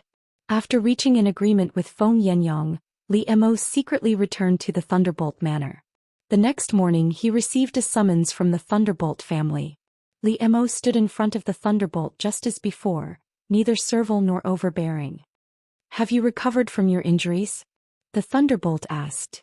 More or less, Liemo replied coolly. May I ask why you're here, Patriarch Feng? The Thunderbolt raised an eyebrow. Didn't anyone tell you that slaves should refer to themselves as servants? Liemo raised an eyebrow imperceptibly. No one told me when I became a slave of the Thunderbolt family. Thunderflame squinted his eyes and said angrily, What kind of place do you think my Thunderflame clan is? Who do you think you are? The Thunderbolt had a domineering personality, and he wouldn't allow anyone to rebel against him, even if Liemo was useful to him. Of course I know. Liemo didn't seem to care about the Thunderbolt's anger. The Thunderbolt family is the hegemon of the 7 cities, and I wish to serve them as a warrior. Patriarch Feng, would you be willing to accept my allegiance? Upon hearing Liemo's words, the anger on Thunderflame's face slowly dissipated, and his furrowed brows relaxed. Weren't you unwilling to submit all this time? Why are you suddenly pledging your allegiance to me? The Thunderbolt asked. He didn't think that Liemo would willingly submit to him. Liemo's expression turned serious. I know that you're currently searching for a woman named Yun Ruoyan, and I'm sure you've already heard from your son that she's my wife. So you wish to negotiate with me? A trace of anger surfaced on the Thunderbolt's face once more. You're tuning in to the Zhou Xian's Legacy YouTube channel. Don't forget to subscribe and join us on this journey to catch the most captivating stories.